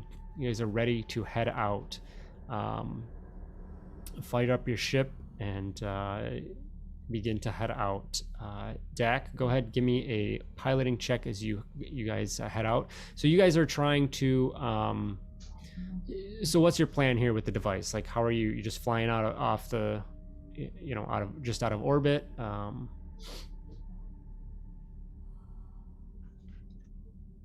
Yeah, I think so. I mean, we just need to So plan. the blockade itself is between the asteroid belt and the system, I guess the planets. Okay. I like what I envision. I mean, like I said, there's still plenty of space around there, but I would think that they can move around well enough that they're far enough away. You know, you've got Cularin, you guys coming off of it, and they're far enough away to see any traffic coming off off the surface of the planet. And they can also scan it, whatnot. So if they're like somewhere, they're definitely going to be on the outer side of the system, because no one's going to fly towards the suns. Just obviously given the danger there. So, they're going to be able to see the, whatever, call it a 60 or not a 60. I don't know, whatever that angle, 3/4 angle view, if not less than that, of what's coming off the system, the planet. Yeah, I guess I'm just trying to visualize how it all would work. So you obviously have multiple planets in the system, and the whole system's got a blockade around it, right? Cularin, the planet of Cularin. It's specific to the planet of Cularin, and going out to other, going out from there. Oh, okay. Yeah. So we were we on Cularin? Is that where we ended up going? Yeah, Hedrid is a city on Cularin. Ah, okay. Yeah.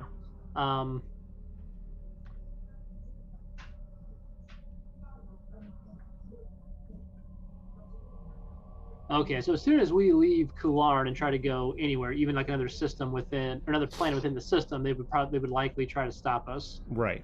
Okay, I gotcha. Yeah. Yeah, I mean, I guess right before we break atmosphere, then we should probably try to fire the beacon off and activate it before we break atmosphere, so then we come in view. Otherwise, it kind of defeats the purpose. Okay.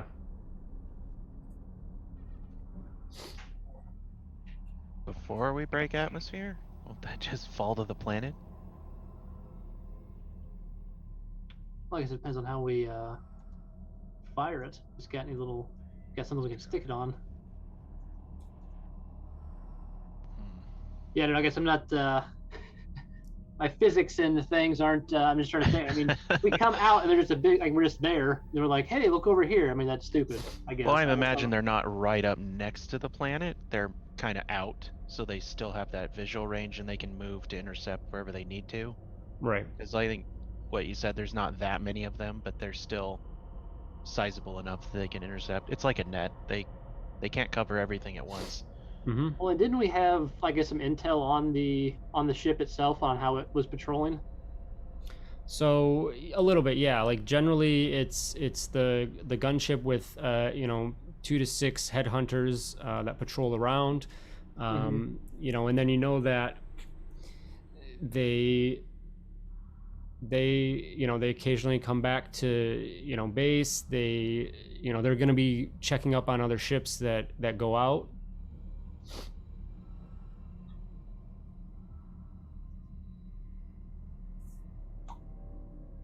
Well, I was thinking if there was some sort of moon or something we could be behind when we leave. That way they'd have to actually move into visual range to even check it, because if they scan and just see it's some transmitter, that might give the game up before we've even managed to get 5 feet away from them.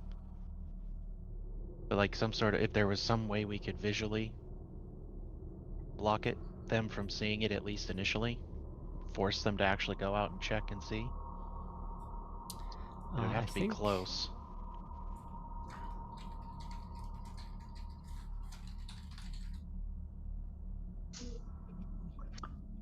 It did have, there were 2, actually Tilnus, you guys would know Tilnus. Tilnus is a moon of Cularin, and then there is another one, Renak is another moon, so it does have 2 moons.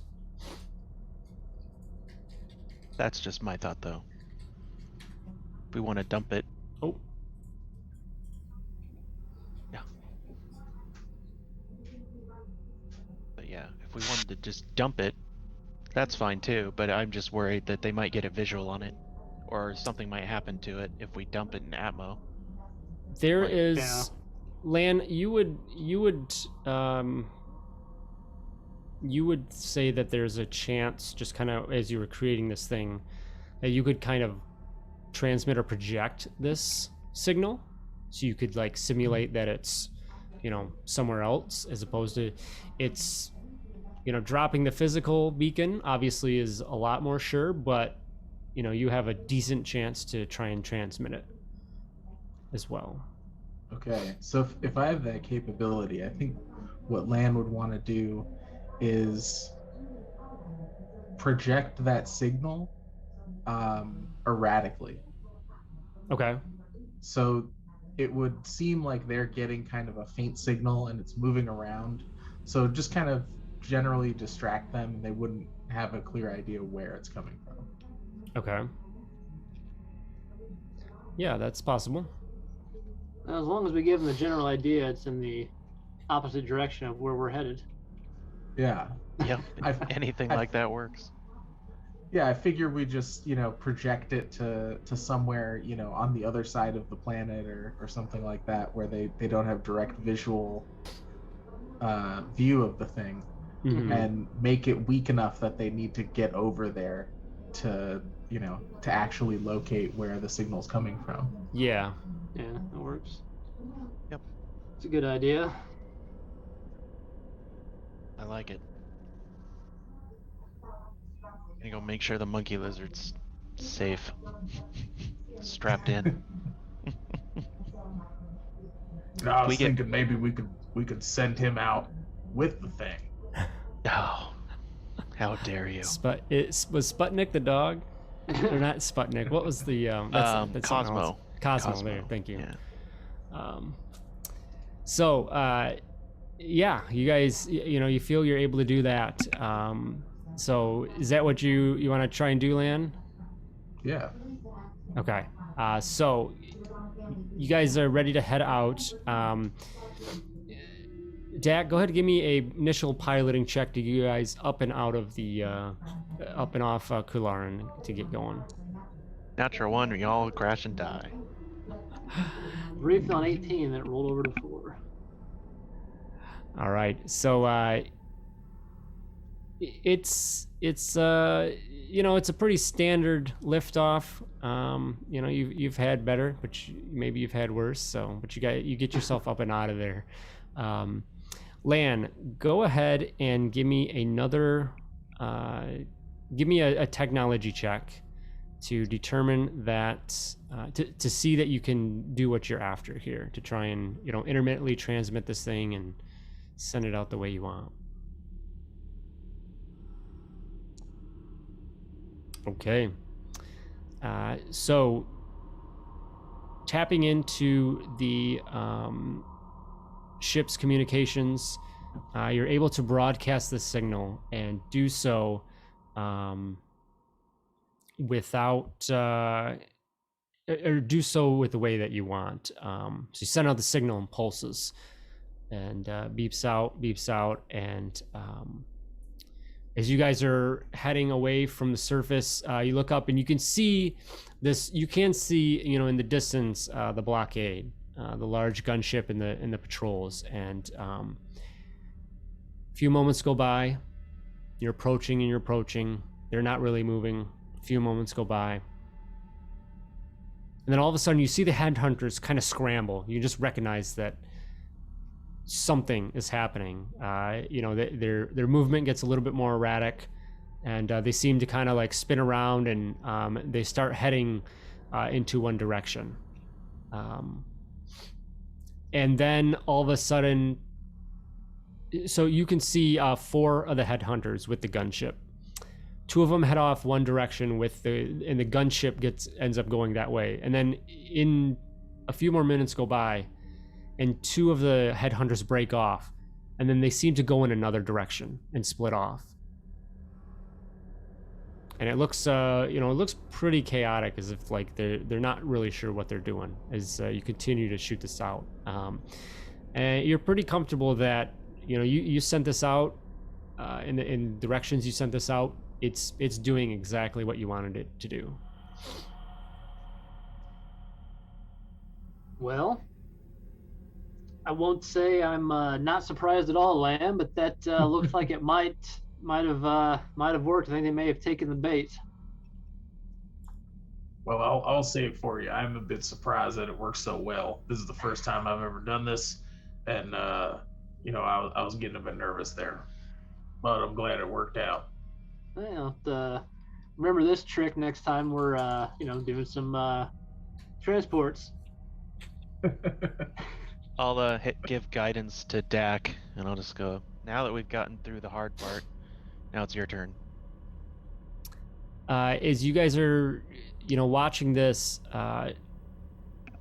D4 chimes in and says, "Excuse me, sir, we have an incoming communication."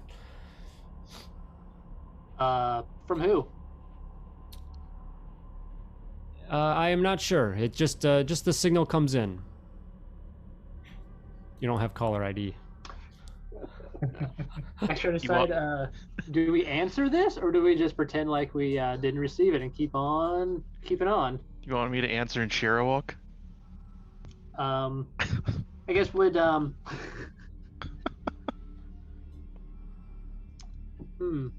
would Dak have any? Would Dak think it was know that it's a bad idea to I guess get hailed by if it was the Theron, and then to not answer if that would make them assume the worst?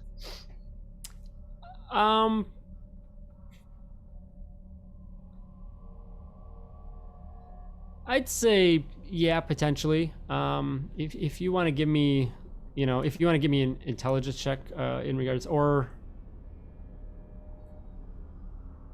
yeah, probably intelligence, I guess. All right.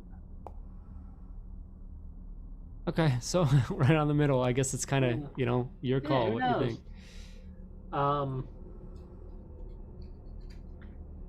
All right. D4.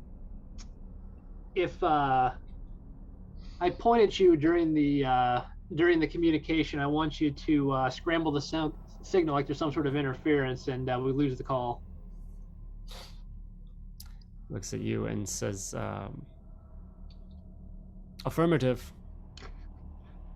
All right. Dak will hit the button on the console to I guess answer the call. Attention, Starship YT-1760. Please identify yourself. This is the Theron Navy. This is Captain Dak Jorn of the Spry Hunter.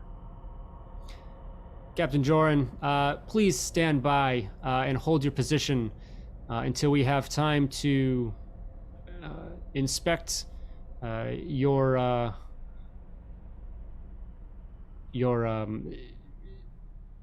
movement. Please repeat. Comm system's been acting up. I repeat, stand down, stand by as... Points at D4.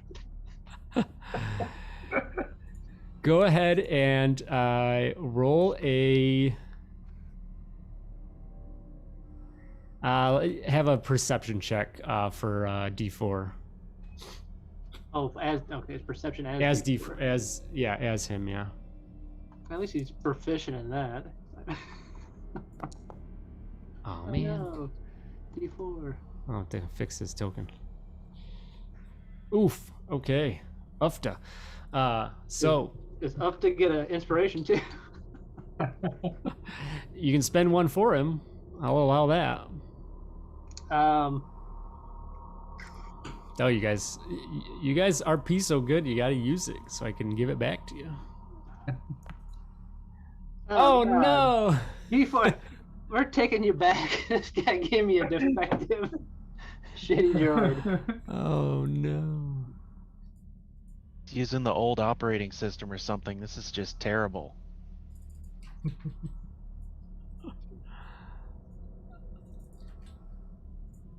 Let's see that. But it's not Lamsio, it's... I don't know why I said my name. I should have said it was Krellin. I'm Krellin, though, aren't I? The Jedi Krellin? Spins his lightsaber around. Krellin's just whoever we don't want to be. So D4 attempts to scramble the circuits and whatnot, and you get a feeling that he wasn't super successful in doing so right away, and it just comes through again.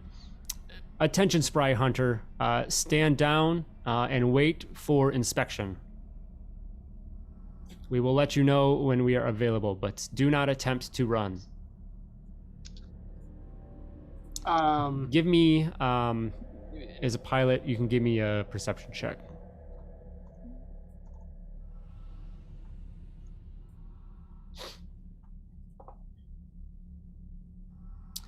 As you look out, you can see that you get a decent enough view that the ship still, you think that they're still distracted.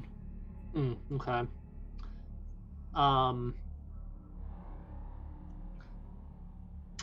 Well, D4, you ever run a blockade? I have not. This is my first few days outside of the production floor. Well, no better time to learn than now, I suppose. And Dak's gonna jump on the comm and say, "Well, everybody buckle in. It looks like it's time to try to do this the hard way." Place a hand on Dak's shoulder. Aye, aye, Captain. Hand him guidance for whatever maneuver he's about to pull off. Lan, you generally handled the guns in the ship, correct? That is correct. Valen, what was your role? It was coordinator, which is now no longer a thing. Like I think in any In even the new rules, I don't think. in right? my rules, what did you take? Where is that at? Because one of them is a heavy perception based thing. Yeah. But I know that I haven't seen them since we did a little bit of work on them and you changed stuff around, so not exactly and then sure. you don't have like any technology stuff, so mechanic. Honestly, you might have the droid be the mechanic, and then because the droid has some technology abilities, is proficient. Actually, is pretty good in technology. And then maybe Valen, you take over as operator, because that's largely a perception based okay. position. I thought I had a technology for that too. No, it was the operator was basically perception based using the scan systems. Yeah, that's good for me because I have a +8 to perception. And prime RP opportunity to transition to those new deployments as you tell the droid to get the hell out of there and go make itself useful otherwise. Yeah. Maybe by boosting your engines. As I say, D4, head back to the engine room and see if you can get us some more speed out of this thing when we need it. Affirmative. Gets up, kind of rolls back. All right, so Dak, with some guidance from Valen, go ahead and give me a piloting check. Let's see. Is there there's not a button to turn that on like there is in the? No, I I'll don't. just do yeah. plus 1d6, I guess, would do it. Yep. Very nice. So you take off, just throwing the sticks forward, putting everything into it, and after an initial moment of your first blast, your thrust forward, you can definitely feel that. Actually, roll a technology check with Ufta. You should be able to click on his token and use the HUD. Oh yeah. Okay. Cool. All right, very nice. So it seems that this is much more of a department that he can handle, and the droid, you feel a little bit of an extra push in the thrusters as the ship lunges forward as you head out. You see a pair of, there's two of the headhunters that kind of broke off on their own.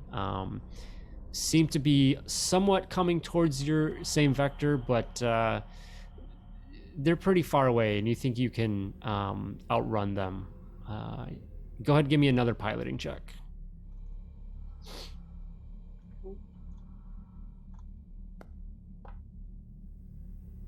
Another 4.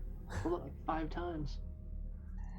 You continue to push the ship, and the headhunters, you realize, were actually able to gain some ground. These things are a little bit faster than you thought. They're not really in attack range or anything yet, but you know, if you can get one more good jump out of this, you think you can avoid any issues and make it into the asteroid field, and likely lose them from there. All right. Need a little help, Captain? Well, I said Dak's gonna kind of close his eyes for a minute and guidance himself, and Okay. There you go. say, "Well, here it goes," and I guess push it as far, push the sticks forward as far as you can here to try to outrun these guys.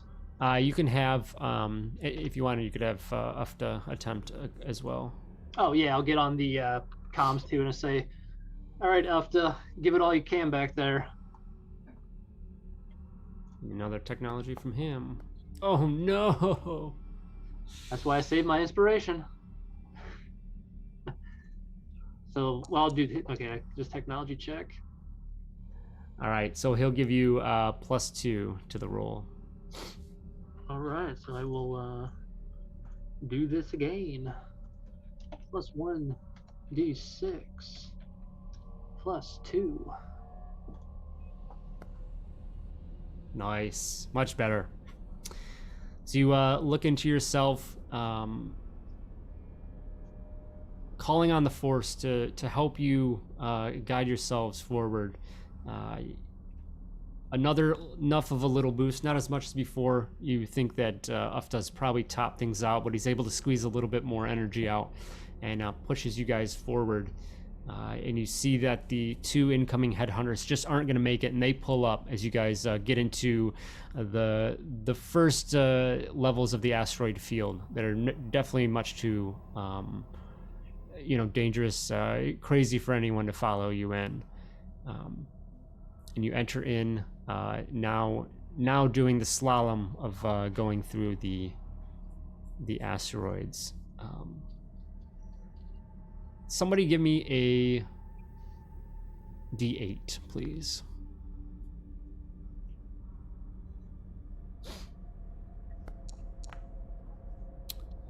All right.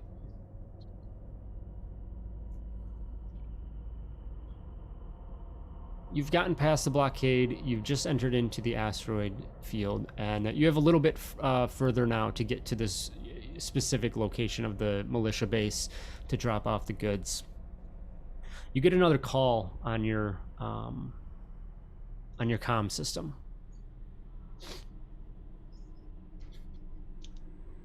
Does everyone answer this one now or not? If we don't answer it, it just helps solidify that there's something wrong with the comm.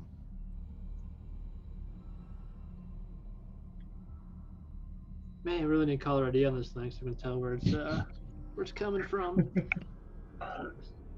We'll have to bring that up next time we're at Rena's. Well, I guess the question is, do we even know where to take this thing? For sure. Yeah, you would know. Yeah, you would know where to go. So we know the coordinates. Yep. So theoretically, I'm not expecting the cartel, the militia, to get a hold of us. Right. Okay. So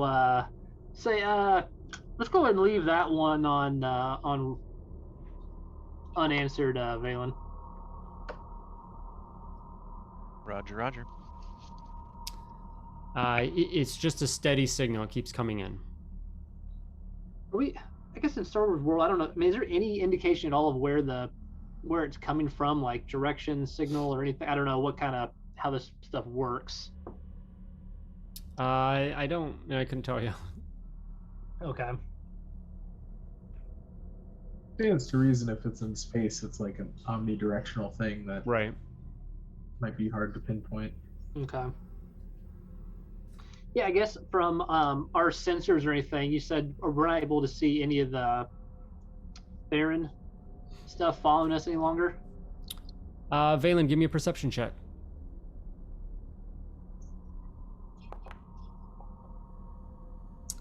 From what you can tell, you don't think there is. Okay.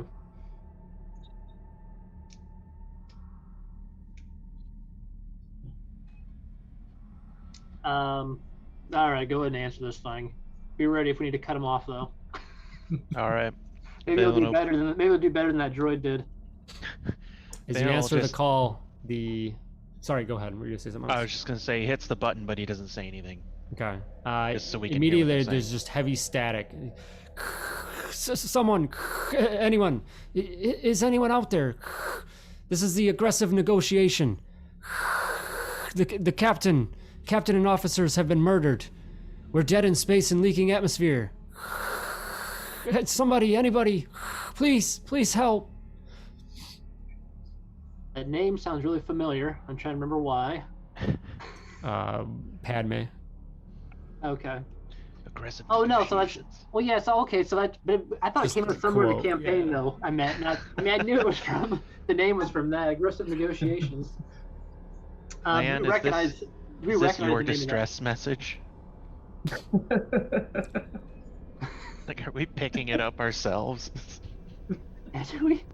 I don't know. Do we recognize? What the did name you of that? program into this thing? Land but dialed you from the facilities. Do we recognize the name of that ship at all?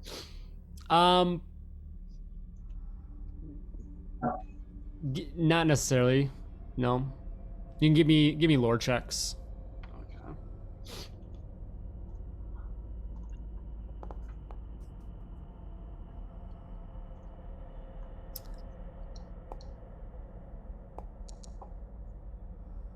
All right. All real decent on something like the lore. Yeah. It's I would say Dak, and then Valen, for some reason, is checking up on his piloting air knowledge and whatnot. But you think you recall this name coming across as some other fellow freighter ships. Oh, okay. It's just maybe in passing when you're doing your transports, you've come across it. Okay. So as long as it's not like a military ship. Right. Valen, are you able to pick anything up on the sensors on where that dress call might be coming from? Well, let me take a look. And then, do I? Yeah, give me a perception check. Okay.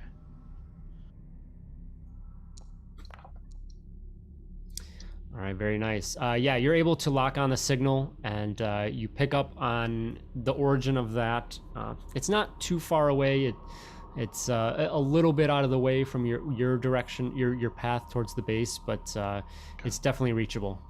Is it further into the asteroid belt, or is it back more the way we came from? Like, or is it closer to Generis or Cularin, or farther away from it? It's more on the edge of the field. Yeah. Oh, okay. So I'll tell the rest of them, like, yeah, this is where it's at. The issue is that if we could hear it, the Navy probably heard it too. Like, I want to help them, but at the same time, if we go back, there's a good chance our little ruse is gonna be for nothing. But they're also dying, and can't just let them die. It's not like what we're delivering is all that important anyway. Not compared to people. So you said it was. So we're in the asteroid field or belt now, right? Yeah. Yeah. Okay. Yeah, the call came over, just shortly after you kind of entered into the field. Okay.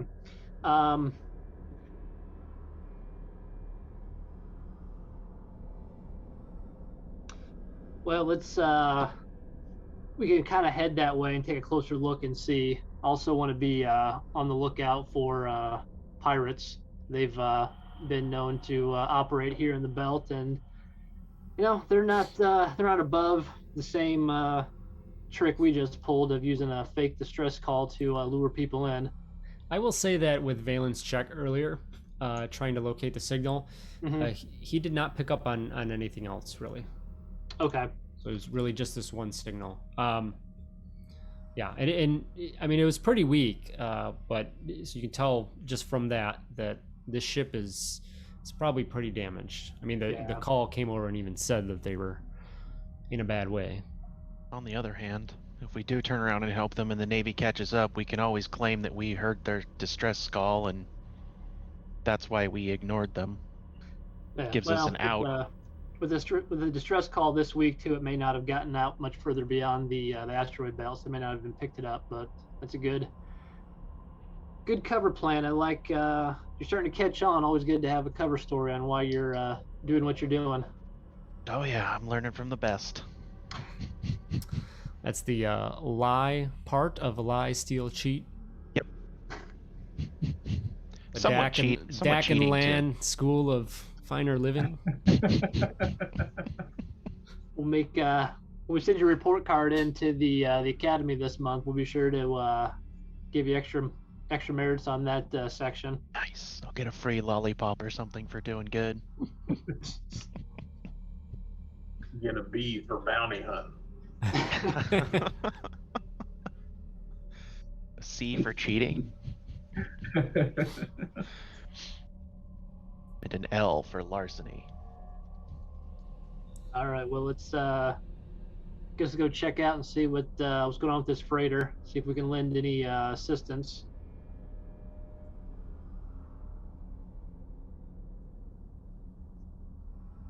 I'll get my kit ready just in case. All right, so you guys head over towards that. Dak, go ahead and give me another piloting check to head over to the location that Valen has pulled up. All right, so you definitely maneuver through the asteroids towards the source of this distress call, and once you get to that, you see before you this Barlow's medium freighter that is just kind of sitting there floating in space, drifting there. It seems to be in any second on course to run into another asteroid, and you've been out here and seen this all too many times in your recent adventures that that's not going to be good. But you also know that from the distress call they mentioned leaking atmosphere. So if an impact doesn't cause an issue, internal issues will anyway. And it sounds like there are people on board. So you head to the ship, and you can make a docking connection with them and get aboard. Okay. As we're doing that, Dak would tell Valen it's probably a long shot, but see if you can get him on the comms to let him know we're docking.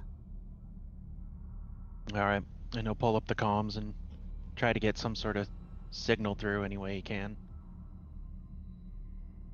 Yeah, what's the message? Basically just that? Yeah, just we're here to help you. Tell them to make their way to their loading dock. There is, so there is a response in the same voice, a female voice. It was the female voice the first time. It was very distressed. It comes back and says, "Thank you. Please hurry. We're running out of time." Right. Is there what's the best place to dock with you? The airlock? Yeah, they would. It wouldn't necessarily have it would have one main, connection for both of you guys. Yeah, so, I'm not familiar with the Barlow's freighter at all. I think it's a big it's a big goofy looking thing. Big old transport. Yeah, let's see if we can do. You can't post pictures in Foundry. You just put links in? I don't think you should do that. At least you have to click it, but yeah. Oh, okay. It's even on fire in the picture on yeah. the wiki page. Yeah, so there's somewhere there's got to be a. Does it say on that ship? Oh, on the map they have. It doesn't, but whatever. Yeah, I mean one of those little. They got Yeah. some sort of. Yeah, you're able to connect. Okay, so you get connected. You head on board, and give me.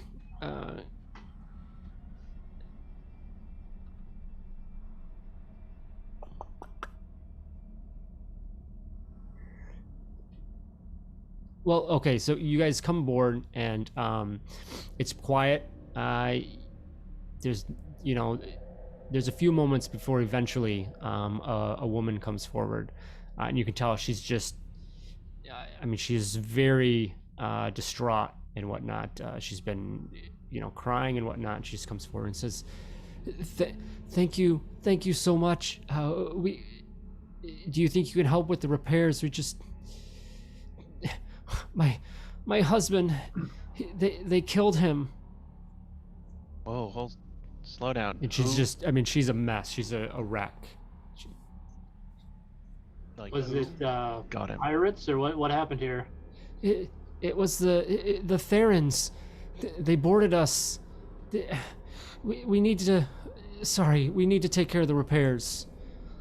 She tries in between, this bad emotional state, kind of mentions a few things. Give me investigation checks. Okay.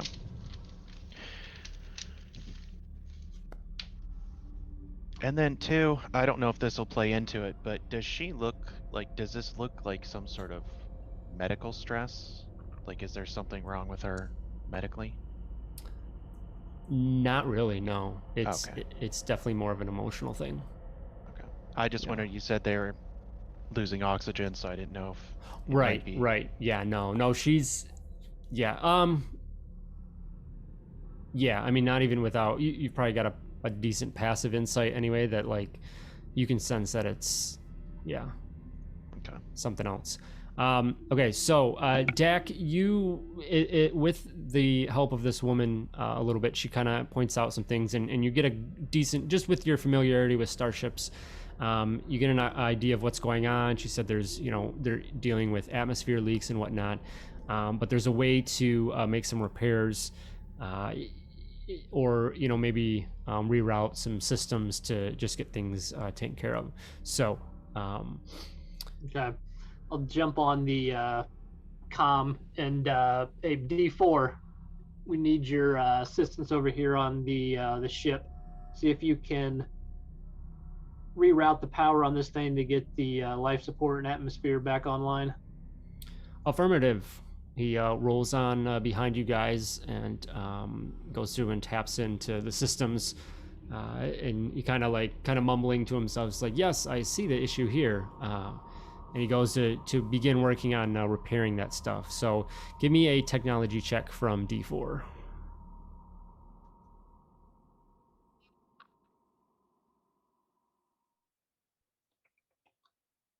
There we go. Oh, he's got it.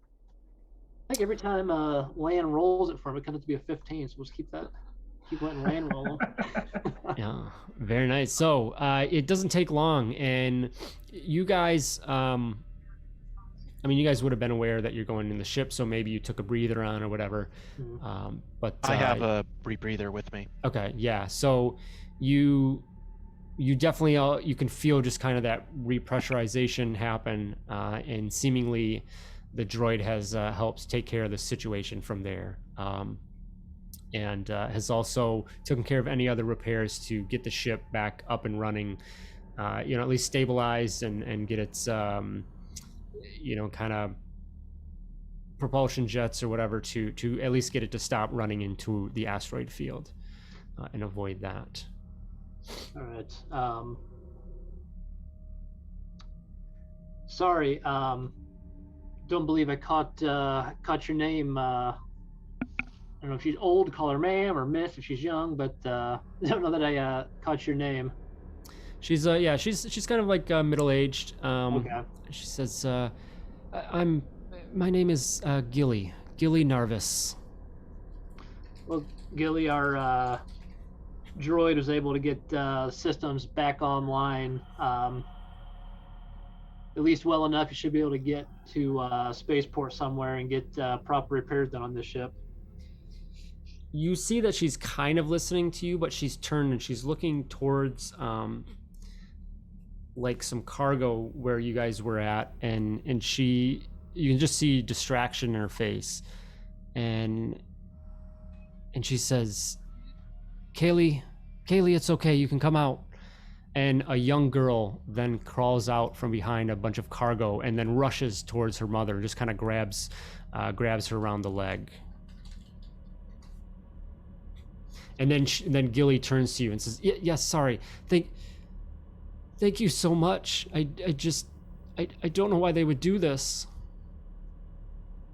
Did so the Navy or the Theron just came on board for like a routine inspection, and then what? I know it's probably not something you want to talk about. I'm just trying to understand what happened here. Yes, we were transporting weapons for the militia, paid for, perfectly legal, all permits, all paperwork in order. I don't know who paid for them, but it was signed. The credits were good. They came on, confiscated our shipments, destroyed the manifests, and you see she like something catches her and she can't continue talking, and her daughter kind of hugs her, and she catches her breath a little bit, and then she tries to continue. She says, my husband, the captain, he tried to stop them, but they killed him. They just shot him, and then they just started shooting everyone else.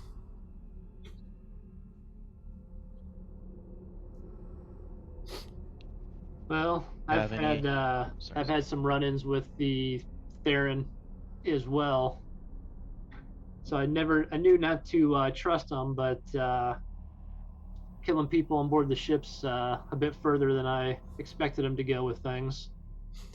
They were gonna kill me, but and Kaylee luckily hid, but something happened.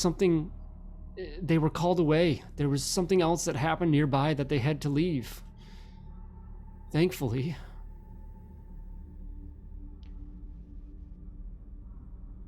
Are both of you okay? At least? Do you need any sort of medical help? I can offer you something. I don't have a Bacta tank or anything, but she just kind of looks down to her daughter and says, we're fine in that regard. And again, thank you so much for getting our ship repaired. At least Kaylee and I can get out of here and get back home. Do you guys happen to have any sort of cams or security, holo or anything inside your ship that maybe could catch them? No, unfortunately not. There was a few different officers, different species, humans. I think there was a Trandoshan. The main one that just seemed to throw his weight around was a Bothan. It's like that. Go on. Is Bithel, right? Lieutenant Bithel's the one we remember? Or Bissell? Bissell? I don't know. Yeah. Bissell, like the vacuum? I have it spelled wrong. Bissilt. Yeah. I don't suppose you happen to catch a name Bissell by chance? No, I didn't.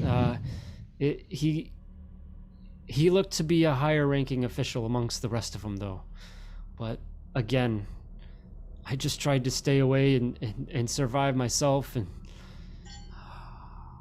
they just somehow knew what we were hauling and who it was for. Someone must have tipped him off. Someone must have. Yeah. Did you happen to catch the name of the ship No, that docked? came aboard and it all happened so fast, and then luckily something happened and they got another call and they had to leave. Yeah, they'll be busy with that for a while.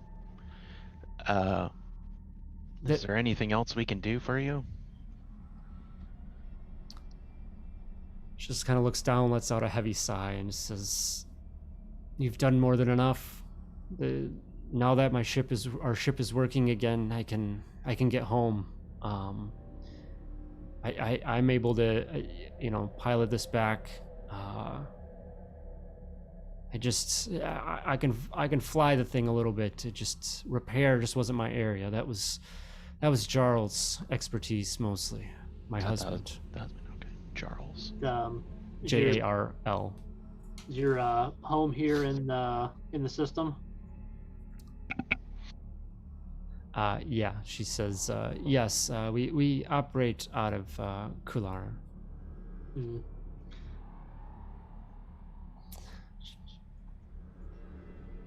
Well, I'm sorry, but I didn't even get your names, please. oh yes, I'm Dak. This is Valen, and the blue fellow over there is Lan. Pleasure to meet you. It's nice to meet you all, despite the circumstances, but I appreciate it very much. If you need some help on the repairs for that ship, if you go to Rena's back in Cularin, let her know you're friends of ours. Yes, we sometimes work with Rena. That's excellent. I appreciate it that very much. Well, I hate to cut this conversation short, but if there's any chance that the Theron come back around, I suppose it's better if we're both out of here. Yeah, I agree. I'll be fine from here. We don't have anything left for them to take, so hopefully just leave us be and be able to get around them. I guess I had one last line of thought I wanted to pursue. Mm-hmm. Talking to her, do you happen to know what the process was for picking up this cargo? Because it seems like you said that someone is telling somebody what's on these ships. They're somehow finding this information out. If you could, any information you have about the procedures you used, your husband talked to, where you loaded up at, how you arranged the contract in the first place, anything like that might be helpful to narrowing down how they're figuring this out. Because I've never heard of any legal technology that lets you do that. Certainly. Once I get back home, I can look through our records and see. I mean, there's nothing. As I said, I don't even have any records of the manifests anymore. They just destroyed those.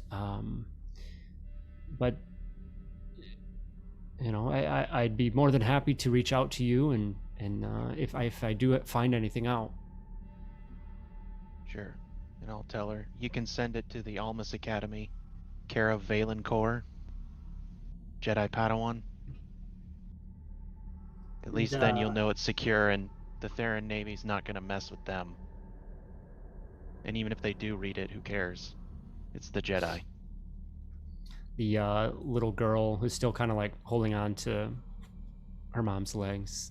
You see like her eyes kind of get a little wise, like, "You're a Jedi?" Yeah, they're not quite as impressive as you would think in person, are they? Hey. She's just still, you can see that she's like still enamored and whatnot. And trying to think what else we got here. It's like, well, other than that, give her a hologram of a dead family. Yeah. Hold on to that. I didn't hold on to that. I've don't got need- it. Give it to Oh, that little you kid, do? right? Do you still Yeah, have it? hold I on. thought you gave it to that kid. No, I got it. Oh. I was gonna put a different image on it, but we still have it. You know? Oh, okay. It's like, well, do you have any weapons on here? In case they try to come aboard again. That's what we were hauling. They took it all. They took any personal sidearms you had, anything? Yeah. Do you need one? Do you want one? I'm hoping to just go straight home, but If you wanted one, I've got something I could lend you. I could not even lend, I'll give it to you. Whatever you need to keep your daughter safe. I don't, I'm a little shy around the trigger, but if it comes to it, I suppose. I'd appreciate that. I have a vibrobaton. If you want to just beat somebody senseless instead. Says it more as a joke, but still kind of also Give me a serious. medicine check on her husband to see the nature of the wounds are in fact via a vibrobaton. Okay. Oh, I was about ready to do that. She willingly accepts what you have to offer. Okay, and- I'll give her a choice of. I'll put. Yeah, out she'll the just take like a pistol. blaster or whatever. Yeah. Okay, I'll give her Yeah. the blaster pistol. Right. Dak will get back on the comm to D4 and say, D4, I think we've done all we can here on this ship. Get back to the hunter and let's get ready to undock and continue on. Affirmative. I love having that droid now. Well, Gilly, we appreciate anything you can find pertaining to this particular job and getting it over to us to see if we can make some sense of all this. And again, sorry for what happened here to your husband and the rest of the crew. I can't thank you enough for at least saving my daughter and I. So And I wanted to pull Lan aside and be like, "Do you think you can get that holo recorder and do a quick once-over if we get her permission to record what damage they did and what it looks like? I don't know if it'll help or not, but just in case, couldn't hurt." We're on the job. I've had it on the whole time. Oh, okay. That's I'll turn Land back. DMO. I don't even ask him anymore. I just assume he's always I'll just- recording. I'll turn to her and just. Has she already given us a tour, kind of? it's not really. Yeah, you guys really haven't done a tour, no. I mean, it's just Okay. been. Could you show us kinda- around the ship to where all the dead bodies are? Well, I'll put it a little more eloquently, but I'll tell her, if you don't mind, my associate tends to record things just for posterity's sake, and it's helpful in his line of work. Would you mind if he gave the ship a brief once-over so that we have some sort of visual record for what happened here, in case we need to show someone or I need to take this to the Jedi Masters at the Academy? Maybe they see something, I mean, however unlikely, you never know, someone might be able to piece something together from what we find. The more information we have, the better. Not saying we'll find anything, but Yes, it's worth a shot. I can do that. That's fine. She just kind of allows you to run through the ship. Okay. So with that, I think as long as you guys are okay, and the ship's repaired, at least to the point where you can get out of here safely, I think I'm finished if you don't need anything else. And just medically, do they actually look fine, Yes. despite yeah. them telling me? Okay. Yep. Yeah, in that regard. I mean, they're definitely very distraught They're fine. otherwise, Okay. but Yeah. Yeah.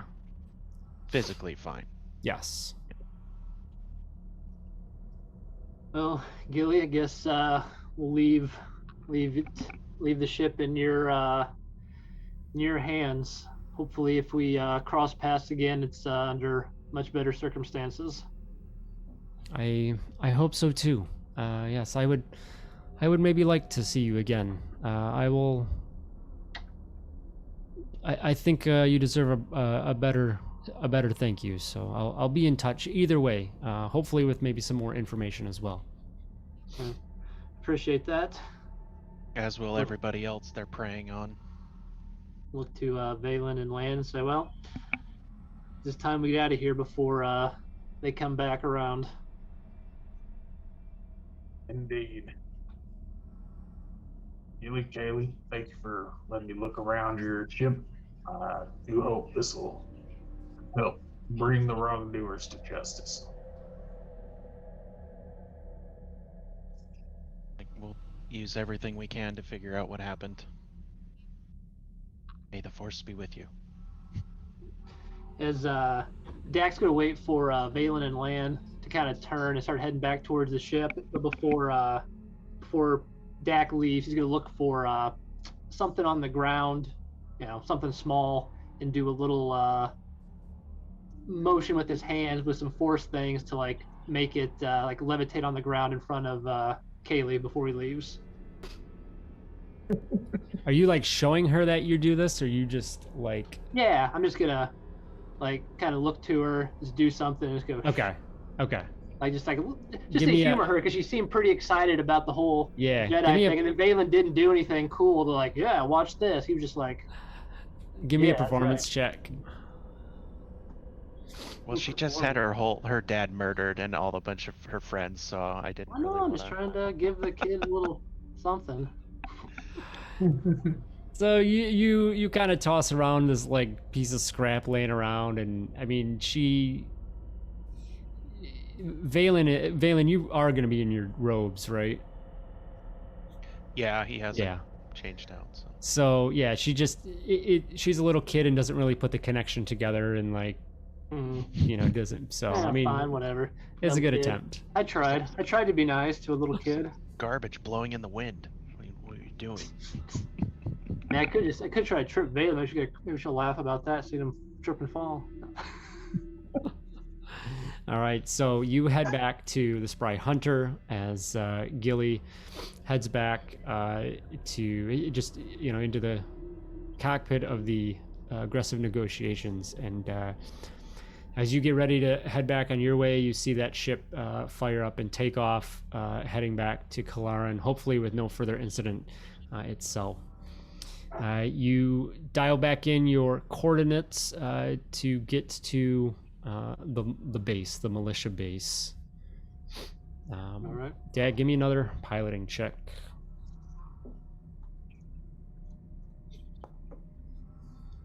Alrighty. So you expertly fly through the asteroids and come upon the coordinates for the base for the delivery. You come upon a larger asteroid that resembles many others, not much different otherwise. Everything below you is dark, and through the thin envelope of artificially generated atmosphere is the suggestion that it's not uninhabited. Scanning out to the asteroid reveals a darkened building and several starfighters bearing the insignia of the Cularin Militia, and parked on the tarmac around it. The ships are parked in the tarmac around the building. As you, if you do a quick run up and down the comm frequencies, everything is eerily silent. If there's anyone down there, they're being awfully quiet.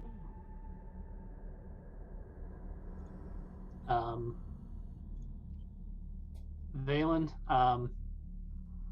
Yep. See if you can open up some comms and see if you can reach anybody down there. He'll lean over and hit the button. He's like, "This is Spry Hunter. Please respond." To say down there or whatever. I want to keep it vague, but you call out, you wait for a response, you wait, nothing comes back. As we look around, do we see like any damage or anything? It looks like this place has been attacked or destroyed, or just looks like a perfectly fine building and perfectly fine ships around it? Give me a perception check. Anybody can get in on this. Oh, okay.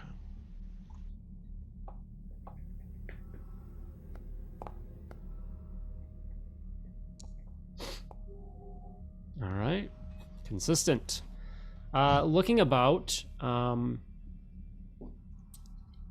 you don't see any damage. The starships that are there, you don't see any damage on to them. There's 3 starfighters and 2 transports. The starfighters are painted in emerald and white, colors of the militia. The transport's unmarked, but all of the ships undamaged. It seems that the power is turned off at the base. There's just not really any lights anywhere. Beyond that, doesn't really see anything else, or anything that is seems to be noticed. So, well, I guess find a place to land here and see what's going on. I was expecting a little bit more of a welcoming, bringing these supplies than radio silence. Well, maybe if they weren't aware of us coming, or they're trying to lay low from the Navy, maybe it's one of those things where we just have to physically go knock on the door so they know we are who we say we are. Yeah. All right. Dak will deploy the landing gear and try to set this baby down. all right. So you head down to the landing platform there in the base. You do so, and as you come out of your ship, it's dark. It just seems that there's no lights anywhere. If igniting any light sources that you have, they slice through the darkness, and the air is unnaturally still. It's filled also with a scent that is reminiscent of lightning or some other massive electrical discharge. The silence about the base rings in your ears, and the sound of your breathing is harsh. And that's where we'll end tonight. I was about to ask if we see a dead body with a broken lightsaber on it. I was gonna say too, Dak puts on the new night vision. There you go, yeah. Winter cell. Because I think, Valen doesn't have, but Lan, you'd have dark vision, right? Yeah. Okay. Land doesn't need them, so. Yeah. The humans can decide. You guys don't have dark vision. It's cool. Valen can just see through the force, right? I don't have that power. Yeah, you have to. So, alrighty, good stuff. We'll pick back up as you guys continue to figure out what's going on with this base, explore that, drop off your cargo, and go from there. Let's see, not next week. So we'll come back. We'll have a week off and then come back and go from there. So, Okay. All right, cool. good stuff, guys. Good session. We'll see you in 2 weeks. I think hopefully I'll be at the new place and all moved in. Our internet's kind of funky. I think I might try to go out of town this weekend anyway, so that works out. Oh, there you go. Now you don't have to rush getting back home. Yeah.